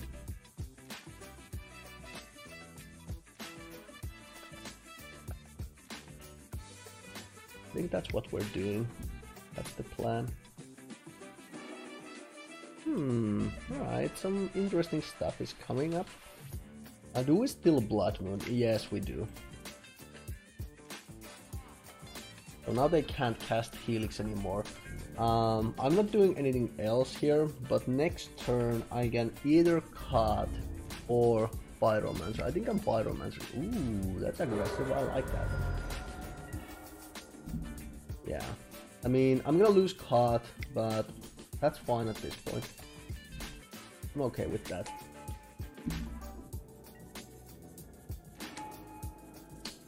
Excellent. Most excellent. This is like the combination I wanted to see. Oh boy. I think they have a hard time coming back from that. If they have removal, even if they have removal, it's gonna be hard.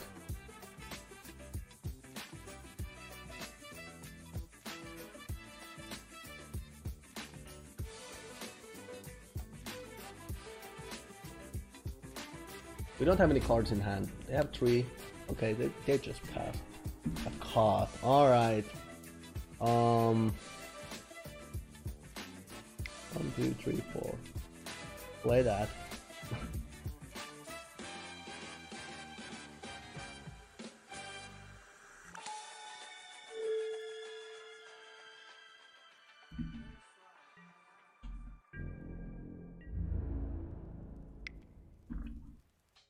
See what they do.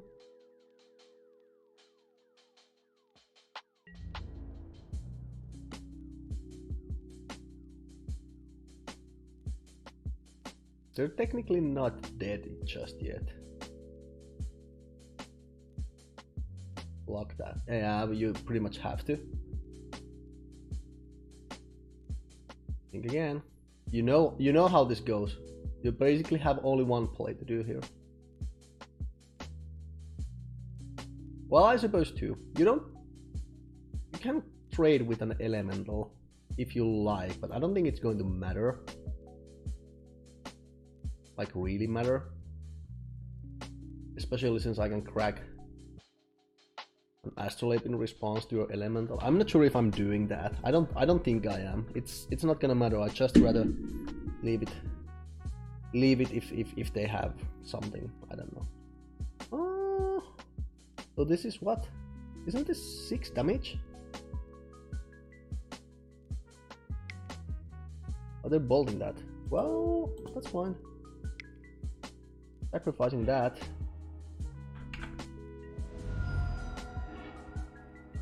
They're at 1.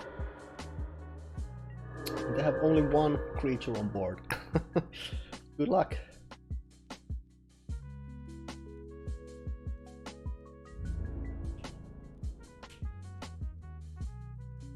Alright. Alright. Maybe they still have it. Let's see. Let's see them have it. Oh, this is a 3. Yep. Or maybe they're just desperately playing every single play they have, or making every single. Yeah. That's what I'm thinking. That's what I'm thinking. All right. So I'm playing against Marduk Pyromancer.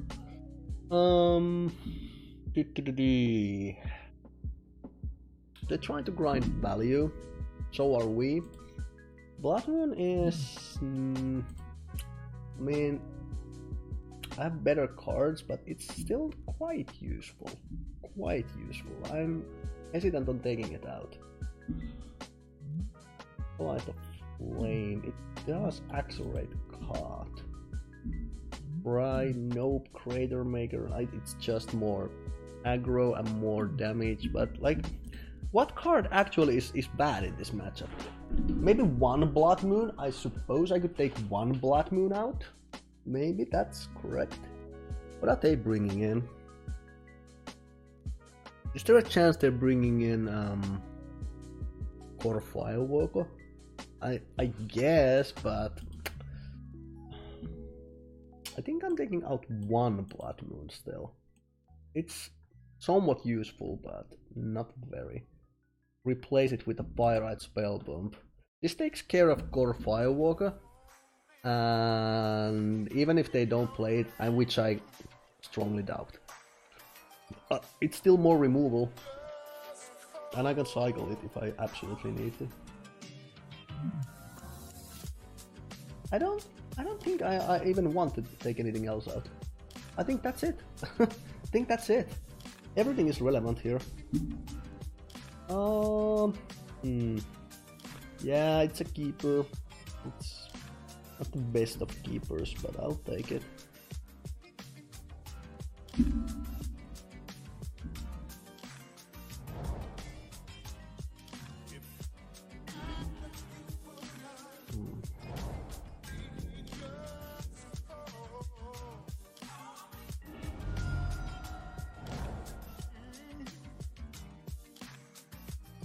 Alright, so Blood Moon is completely useless.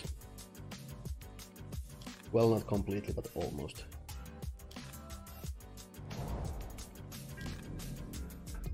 Passes. Good. There's Mountain. That's what I like to see.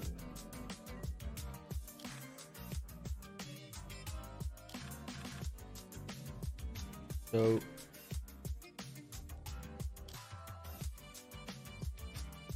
okay, yeah.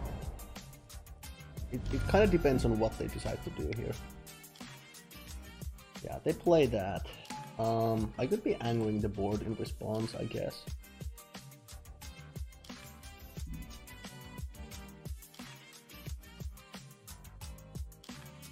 Unless they discard the Lingering Souls.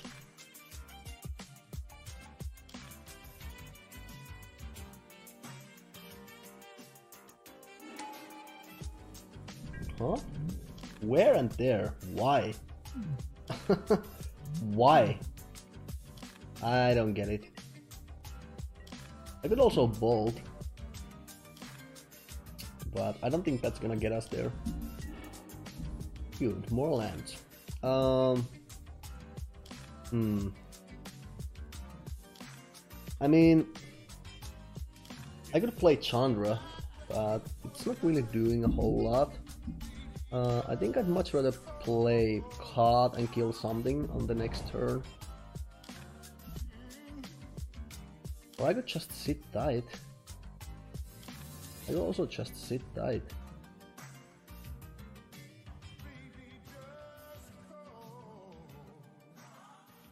That's what I want to do.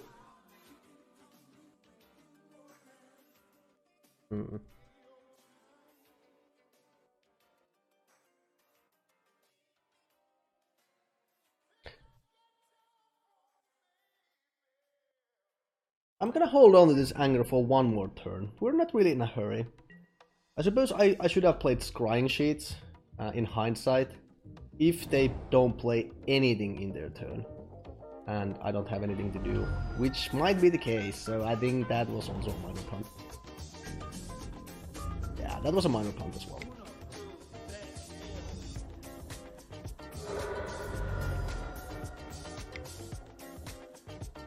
Yep.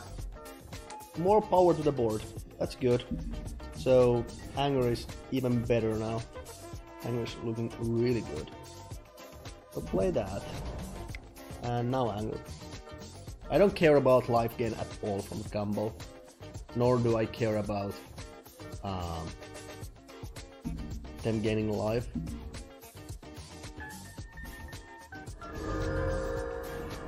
I gotta say, Campbell is a card many people seem to side in against us. I suppose in decks that do play it off the sideboard need something to combat us, but it's, well, I suppose it's better than nothing. It's better than nothing, but it's not very good. Oh, That's spicy.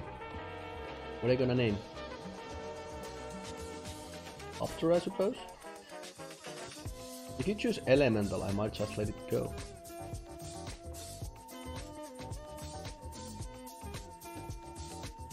They do! Wow! If they have Blood Moon, it's better than that at least. True, yeah, I mean... yeah, it would be interesting to see them board in Blood Moon against it.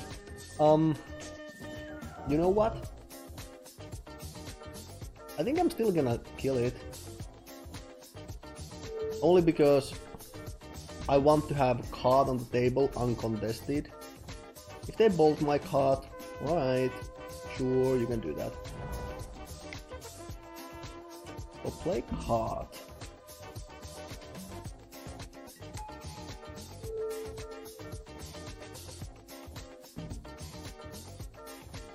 They have to double bolt card, kill it. And if they spend 2 bolts killing card, I still have a lot of other threats in my hand. That's fine. That's not a bolt also. Let's see them have it. They need to get rid of card right now. I mean, no, okay, they don't. If they have a bolt, they can still bolt card in response to Chandra. Chandra spell in stack or the ability in stack. Now you can Chandra and alt card. Yeah, okay, so they have something. Alright. Let's see them have a bolt as well. They do, okay. I'm okay. I'm okay with that. They're spending a lot of cards in doing so. That is fine. Card is useless. Hello, I'm useless. I think Season Pyromancer discarding a Skred and Chandra. I could also just discard 2 Skreds because I can still play them with Chandra. So no, what am I thinking? I'm discarding Karn and Chandra. It's gonna be Karn and Chandra, yeah. Play that.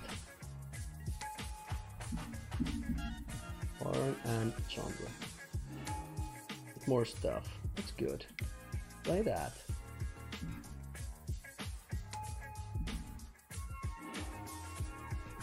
Well, that would have been nice to cast immediately, but I don't think it's gonna matter. I got to do that this weekend. Well, here's hoping for you. Here's hoping. When is the tournament? EZM, right? Saturday? Taking Relic, obviously.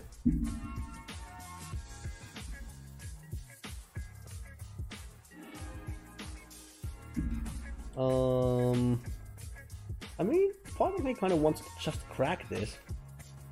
But I don't think I'm doing that. I'm just playing it.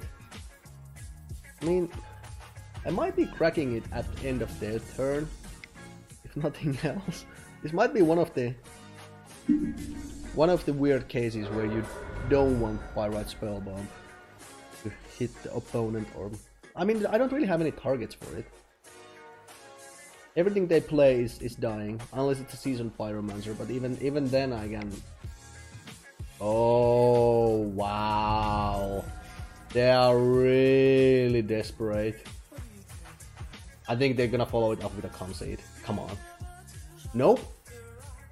They're not. Unearthing that. I guess you can name Elemental here. That's fair. Pretty good. I mean, I can't even respond to that. That's good. That's good. Guess I'm still killing that, or am I sheeting? Killing or sheeting? I think I'm sheeting actually.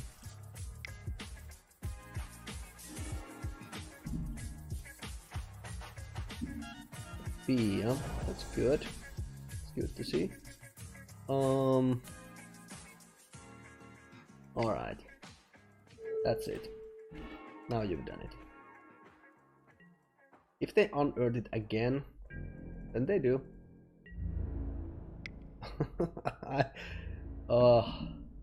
They're in a lot of trouble here. They are in a lot of trouble.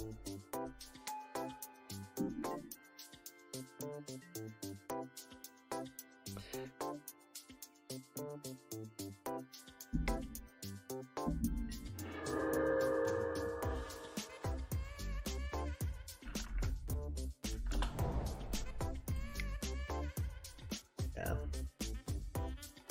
I mean, I suppose they still could win from here, but it's gonna take quite a lot of work.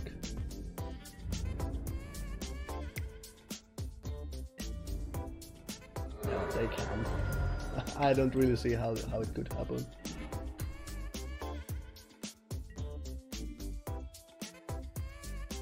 Yeah. So when you think of Skred Red, and like I said, I haven't gotten a single favorable matchup this whole league. Well, here is one. This matchup is like so easy, it is not even funny. Nothing they are trying to do lines up with what we are trying to do. They're trying to grind value slowly. Oh yeah, so are we. I'm sorry, but we are just doing it way better than you are. That's the problem. That could have actually been drawn by scrying sheets as well. Scrying sheet says if that card is snow, you may reveal it and put it in your hand. And this isn't no artifact. Nice little combo. I could do whatever. They still lose.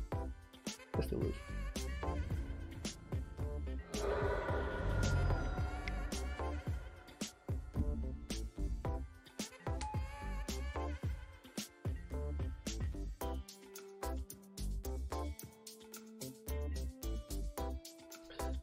I might even go as far as to say Mardu Pyromancer and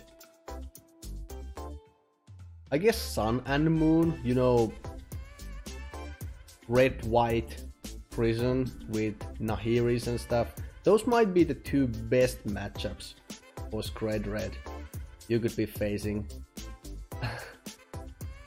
I'm not sure which is better. Maybe Sun and Moon is actually still even better than that. I think that matchup is like, it's at least 90 to 10, maybe even 95-5.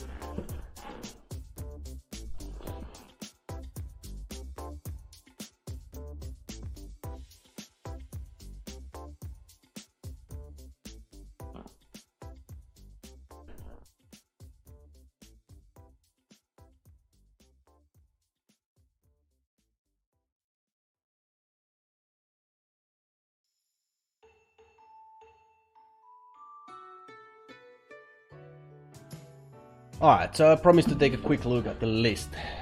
Let's see. I got to beat up on Affinity and Slivers yesterday. Felt great. Beat Hogag Zombies as well. Really did God's work, absolutely. Affinity is sometimes a little tough, so really glad to hear it went well for you. Hogag is also tough. But it's way more beatable than the oh, this is a little weird. This put it actually here, and all right, here we go.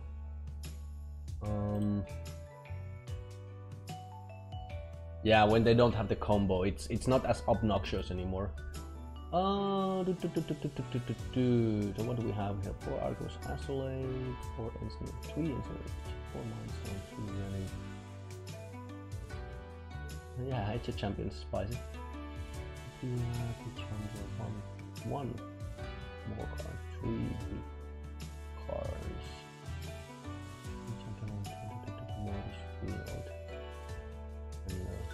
Blood Sun. Wow. Okay, this is a spicy list. I don't know if there's much to say. You clearly have your own idea on how this is supposed to work. Is there any particular reason you're running Blood Sun instead of just Blood Moon? Is this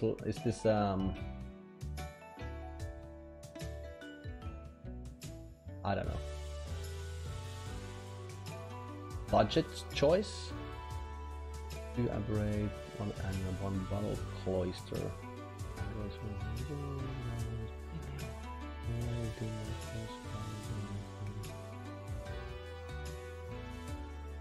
Lots of the combo with Lotus Field to make more mana for the late game.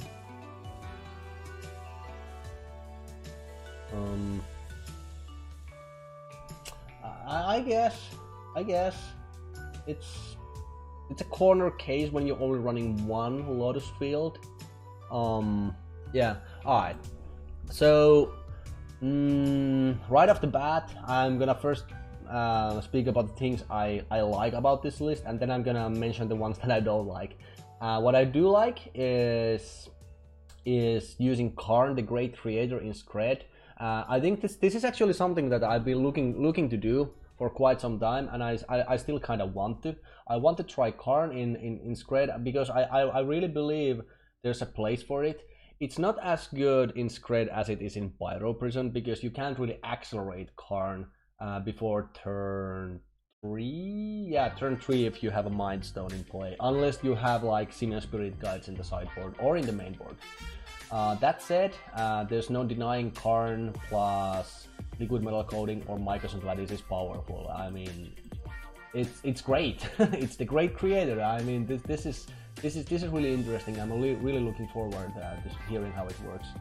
1 Karn, this works pretty well here as well because you're running Astrolabes, you have Breaches, Mind Stones, Relics, all that good stuff. So many artifacts indeed warrants an Etch a Champion, but I gotta be honest with you, I tried Etch a Champion and I was actually planning on running 3, and I was thinking, well, if I'm running Etch a Champions, I mean, these are not as good when you don't have a cranial plating, and then I was like, well, why don't I do that? So I ended up running 2 Etch a Champions and 1 cranial plating. You might want to consider including a cranial plating in the main deck if you're running if you want to go the Etch a Champion route, because you almost always have a target for it. It's like a fun off. It's a fun off. It's probably not going to matter, but in the matchups where it comes up, you probably just take over the whole game. Just a thought. Tried up to 4, but it's too much. Mind Stones and Lotus Fields can do it if that comes up. Yeah, indeed. But anyway, that's good. Also, Gemstone Caverns is interesting. Blood Sun is also interesting. And like you have basically the whole set of normal Skred stuff that you want to be doing. So what I really am not a huge fan about is, first of all, you're already running 3 relics. I think you want 4. The one point of playing Skred Red is the playset of Relic of Progenitors. If you're running less than 4, like, alright, I think that my current meta, my local meta, is something that doesn't play as much graveyard stuff as other metas. 10 maybe. 10 I suppose you could cut 1 if you're very certain about that. But in almost all cases you do want Relic, especially if you're running the artifact build, which this sorta is, even though you're only running 1 Karn. There's 1 in the board. Looks like there is 1 in the board, yeah. Okay, yeah, I didn't get to the sideboard. Alright, thanks for pointing that out. Well, I mean, even knowing that, I would still say you probably want a Tormod script instead of Relic of Progenitors, because by the time you play Karn and you need something to get rid of their graveyard, you don't have the luxury of paying 1 mana. Trust me on this one. Tormod script is better on the side from the sideboard with Karn the Great Creator. I mean, some people do still play Relic, but it's a risky move. It's greedy. That's what I'm trying to say. But as I said, you clearly have a plan here, and I'm not gonna argue about that. The other thing that is quite questionable is the inclusion of non-snow lands in the deck. Yes, you're running Arcum's Astrolabes. so that helps. But you're only running Skreds, you're not running any Scrying Sheets, you're not running any Frostwolf Bastions. I think you might want to include at least one of each, if nothing else. They are so good, in certain matchups. You're probably gonna end up regretting not having them, especially when you have 4 Arcumus Astrolabes anyways, so you probably will be able to fix your mana anyway. The Colorless Claws, it's not gonna matter in 99% of cases, trust me on this one. Even if you didn't have them, I would still run them, no matter what. Gemstone Caverns, yeah, this produces colorless mana, but this might be the biggest thing I'm really not a huge fan of. Playing Blood Sun over Blood Moon. Blood Sun is almost like Blood Moon, but not really. Yes, in certain matchups it does basically the same thing like against Tron or let's see, Tron, Titan Shift, decks that say this land does something else besides just give you many colors of mana, but you never get to Blood Moon anybody out. You kind of lose a cornerstone of the deck, which is Blood Moon. It's a good point, but if I have Blood Sun out, they are just colorless snow lands. They are. It sounds like a non-bow, but it actually is not, because by the time you play Blood Moon, it's going to hurt them way more than it's going to hurt you. Sure, you lose the draw cards ability, and sure, you get to attack ability, but there's still snow-covered mountains. There's snow-covered mountains if you play Blood Moon. If you have Blood Sun out, yep, indeed, they are colorless snowlands, but that's like the point I'm trying to make. I wouldn't run Blood Sun here, actually, to be perfectly honest with you. It's a spicy card. Maybe if you're running 3 Blood Moons and you want to include one, sure, I could see the case. But going full set of 4, I don't know. I've never tried playing this deck, so maybe it works for you. just what I'm pointing out here. On the sideboard, Battle Cloister is interesting. It's a one-off, so it could work. It could work. Unfortunately, Blood Sun does nothing against Tron because making extra mana is a mana ability. Yeah, true. Yeah. Well, even that, true. Well, there you have it. Yeah, good point. Yeah, I was kind of, mixing it up with Alpine Moon for some reason. But truth be told, I haven't really experimented with Blood Sun, so I don't want to say don't run this. Replace them with Blood Moons, because I haven't done it ever, so I should test it first. Main thing I'm trying to do is Lotus Field and Blood Sun to crazy ramp. I keep trying different. No.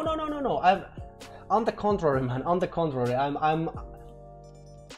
am not the one to question your choices. If this works for you, then by all means do it.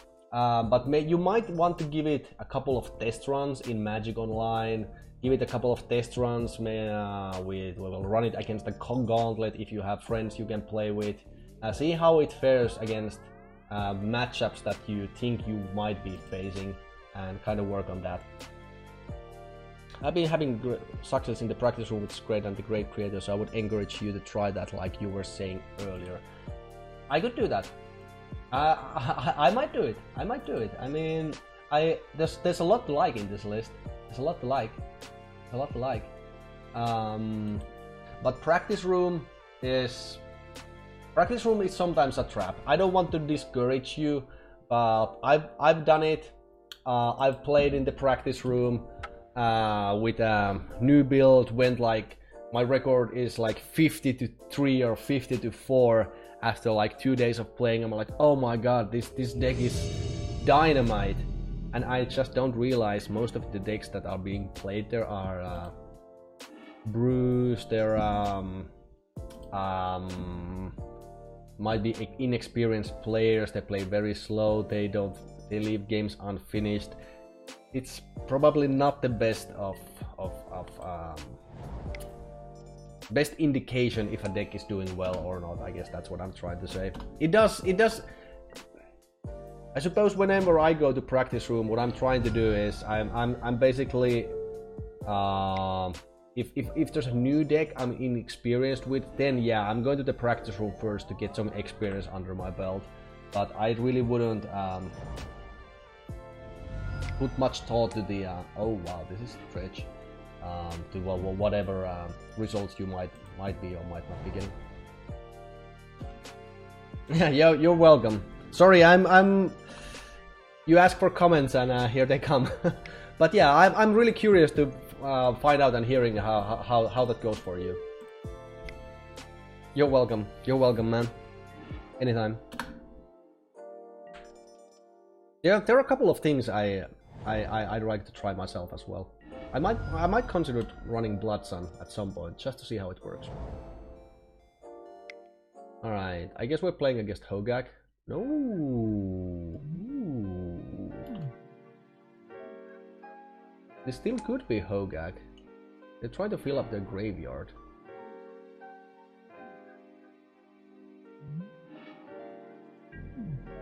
Okay, they didn't get anything else besides that. You know what? I'm cracking. Give me a land. Nope. Well, that's unfortunate. This might still get there. Play Mindstone, so we have Blood Moon coming up next turn. Oh yeah, it's Hogak indeed. Let's see if they get enough stuff. They might. They well might. 6 cards in hand. Yeah. That's enough, isn't it? It's enough. God damn it. God damn it. God damn it. Too bad. They have exactly the amount of mana needed. I needed to draw a land and I didn't draw a land. Well, no matter what, it was definitely the correct choice for me to crack the relic. Because that was my out. Alright. So I could play Blood Moon, but I think they've already got what they needed. I want to kill Hogak, but... I mean, I do have 3 bolts. I just need to draw 1 more land. And then I can do it, but... Swing in, this is 10, 12, 11... I mean, I suppose I'm not technically dead, even if I just cast Blood Moon.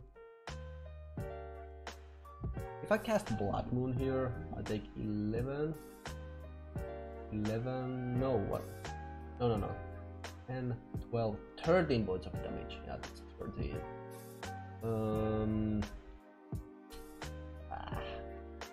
God damn it. Next turn I anger. I guess I still live.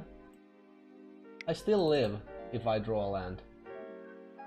I'm gonna have to Blood Moon so they can't put anything else on the board anymore.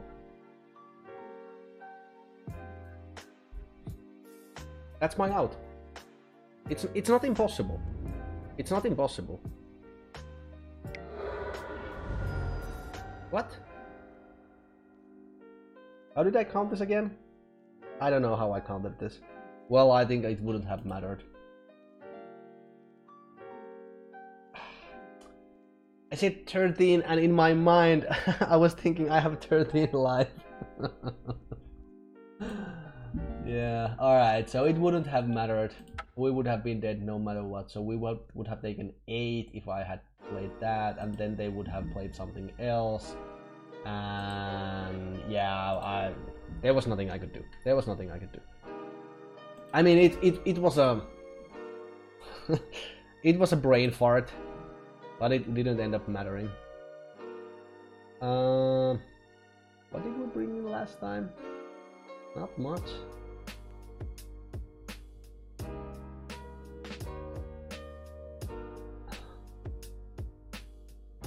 I don't know. I really don't know what to bring in here. Like, this sideboard doesn't really give us a whole lot of choices. Dragon's Claws, no. Damping Sphere is meh. This is removal, no. Too slow, nope. Doesn't do anything.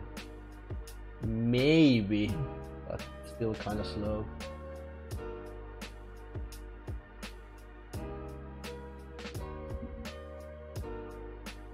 I don't think I'm changing anything. That's super sad. I don't have anything to bring in against Hogak. I mean, Hogak is... I actually do believe Hogak will, you know, go back to being the fringe Vengevine deck it was at some point. The problem with Vengevine has always been that, not that it's not powerful, which it clearly is, but the fact that even though it's powerful, it's very inconsistent. Oh, so very inconsistent. And this new Hogak deck, I mean, it's a bit more consistent or less inconsistent, but not a lot. Wow. Thanks, but no thanks. Thanks, but no thanks. Hello, Losing Hand. How are you doing? I'm doing fine. How are you?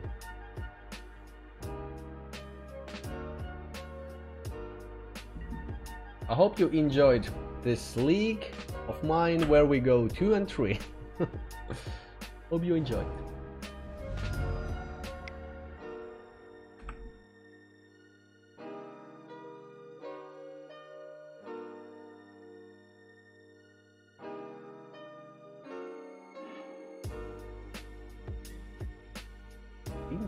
In.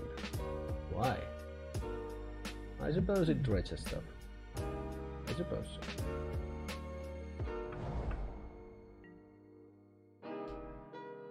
Playing Frostwalk Bastion here gives us a chance to attack with it next turn, but I probably won't be doing that.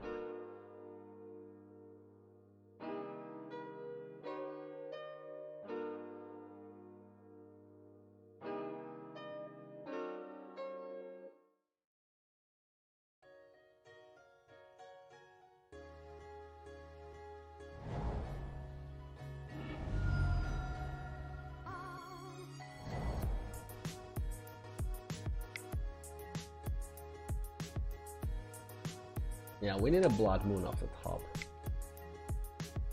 Yeah, now I have to kill the other one. But they can't Hogak in response. Fine.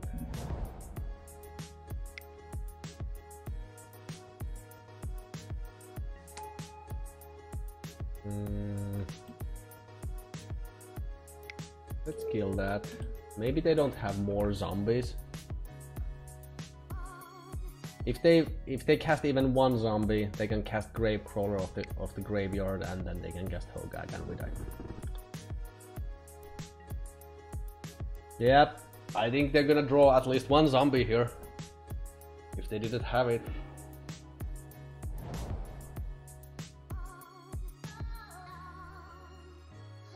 It's a tough matchup. It's a tough matchup. Okay, looks like they got it. Oh well.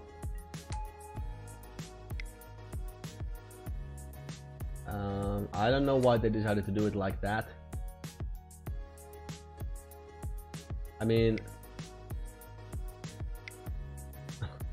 it's probably not gonna matter. It's probably not gonna matter, but like, I think that was inefficient. Oh, and there's Blood Moon 1 turn too late again. Oh my god. We could have won. We could have won if we had Blood Moon. Oh. Tilt City incoming. Here I come. All aboard the express train. First stop, Tilt City.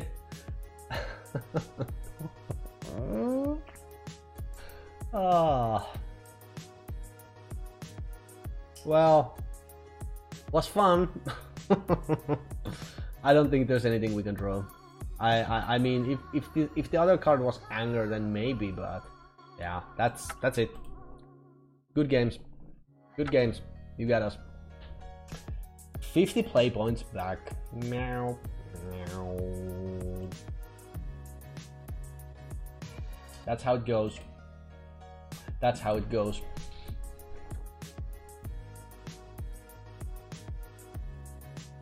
Well, I mean, it wasn't a complete disaster. There's a lot to like here.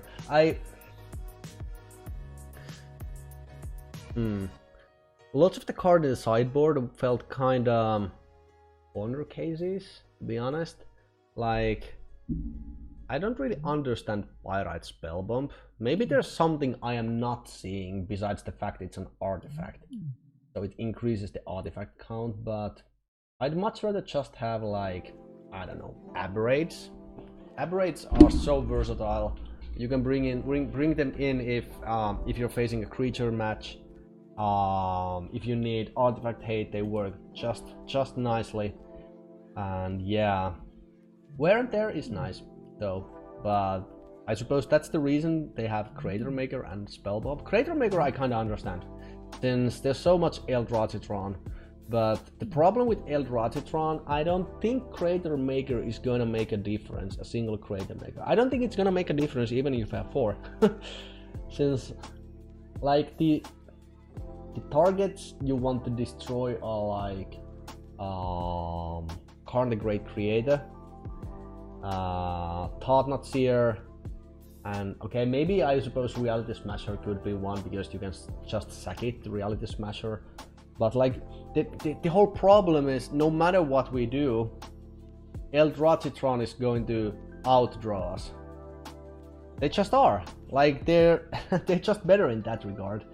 The only way to really combat Eldrazi-tron, in my opinion, if you're playing Skred, is just go full aggro on them and hope for the best. The matchup is like 30 to 70. It's real bad. It's real bad for us. So just because of that, I don't know if it warrants an inclusion of Crater Maker. I'd actually much rather have a Rabble Master here. Yeah, it comes one turn slower, but Fry, sure, it's more removal. But like, blue-white is already such a great matchup, and when you have Boil and 2 Chandras, maybe this is a bit overboard. I don't know. I'm just rambling here and just sharing my thoughts. I don't want to criticize. I'm not saying the deck is bad or anything, but just some choices I probably would make differently. Chandra is still meh. I mean, the more I play with small Chandra, the less impressed I am with her.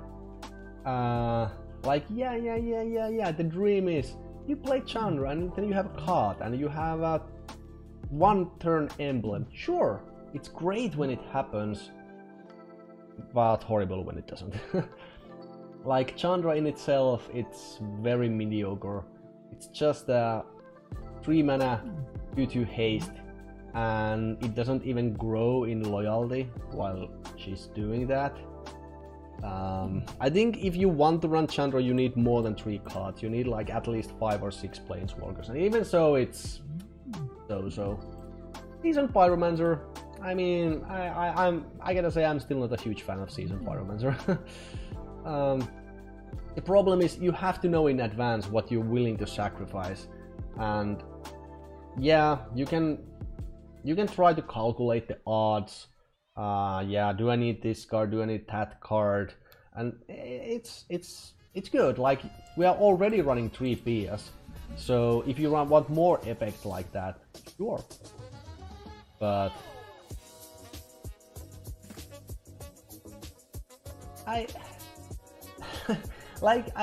still haven't seen a single game, or at least many games, where he's won me the game. You can flashback removal Bolt.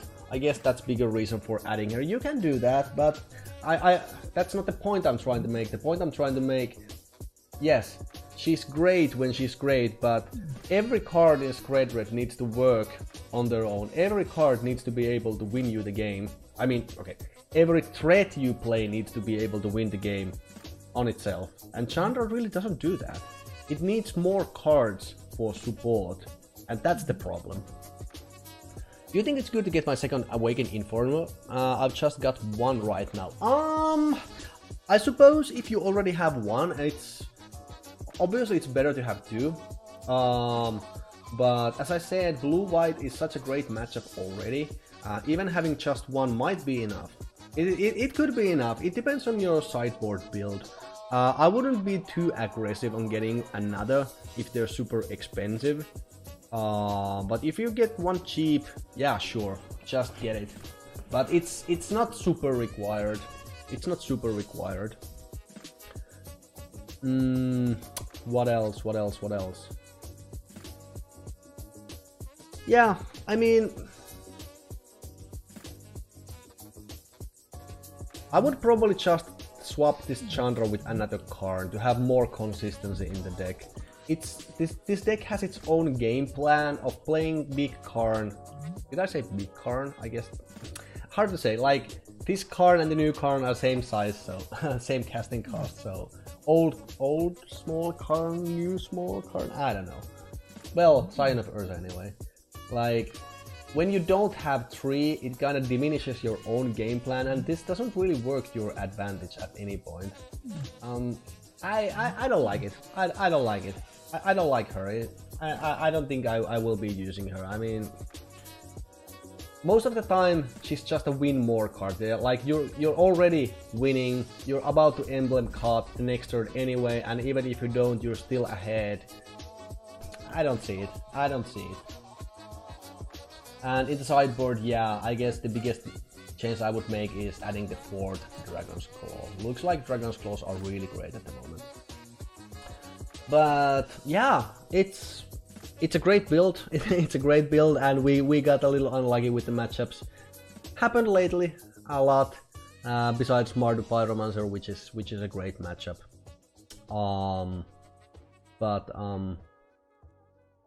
Yeah. It was fun. It was fun.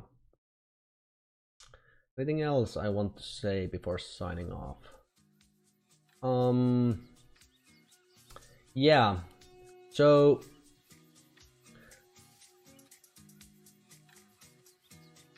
last weekend I went to European Modern Series.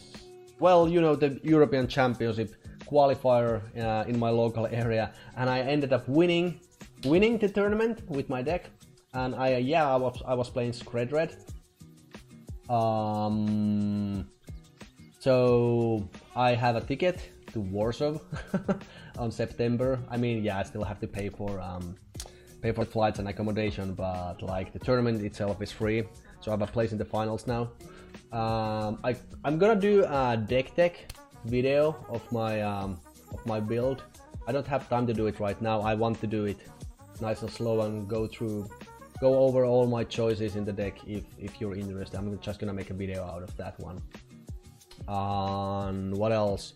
Yeah, so adonis2k, probably everybody knows him. He's the creator of Skred Red. He's the creator of this build. Again, huge shout outs to him. We are going to be doing like a dual stream soon when we settle for a schedule. So I'm not sure if it's actually gonna be a stream or if it's gonna be a video. It's still kind of up in the air. But the idea is that Adonis will be playing his own build, and I will be doing the commentating on the side. Like he will be sharing his screen to me, and I will be streaming it online, or we will be making a video. Depends on technical choices and potential difficulties. It's gonna be super cool. I'm really excited about that. He's a really great guy. Really fun dude. He has a great eye on Skred builds, and he's just way too busy, according to him, to do a video of his own. So that's something to definitely look forward to. I will be announcing it on Discord as soon as we decide on a schedule, if it's gonna be a stream or if it's gonna be a video. It's gonna be awesome. I bet you guys are gonna love it. One more thing, Dragon Skred is still here, sitting on my list. It's been here for a while. It's actually the list that was run in SCG while back, and it won the whole tournament. I kind of do want to run Dragon Skred at some point as well, but that's like lots of stuff coming up on the line. Lots of good Skred stuff happening. But yeah, that's pretty much it for the day, for the night. thank you for watching. Thank you for tuning in. Didn't go as well as planned, but 2-3 is still better than a 1-4 or a 0-5. I'd say that much. All right then. Thanks for watching. See you later. Bye.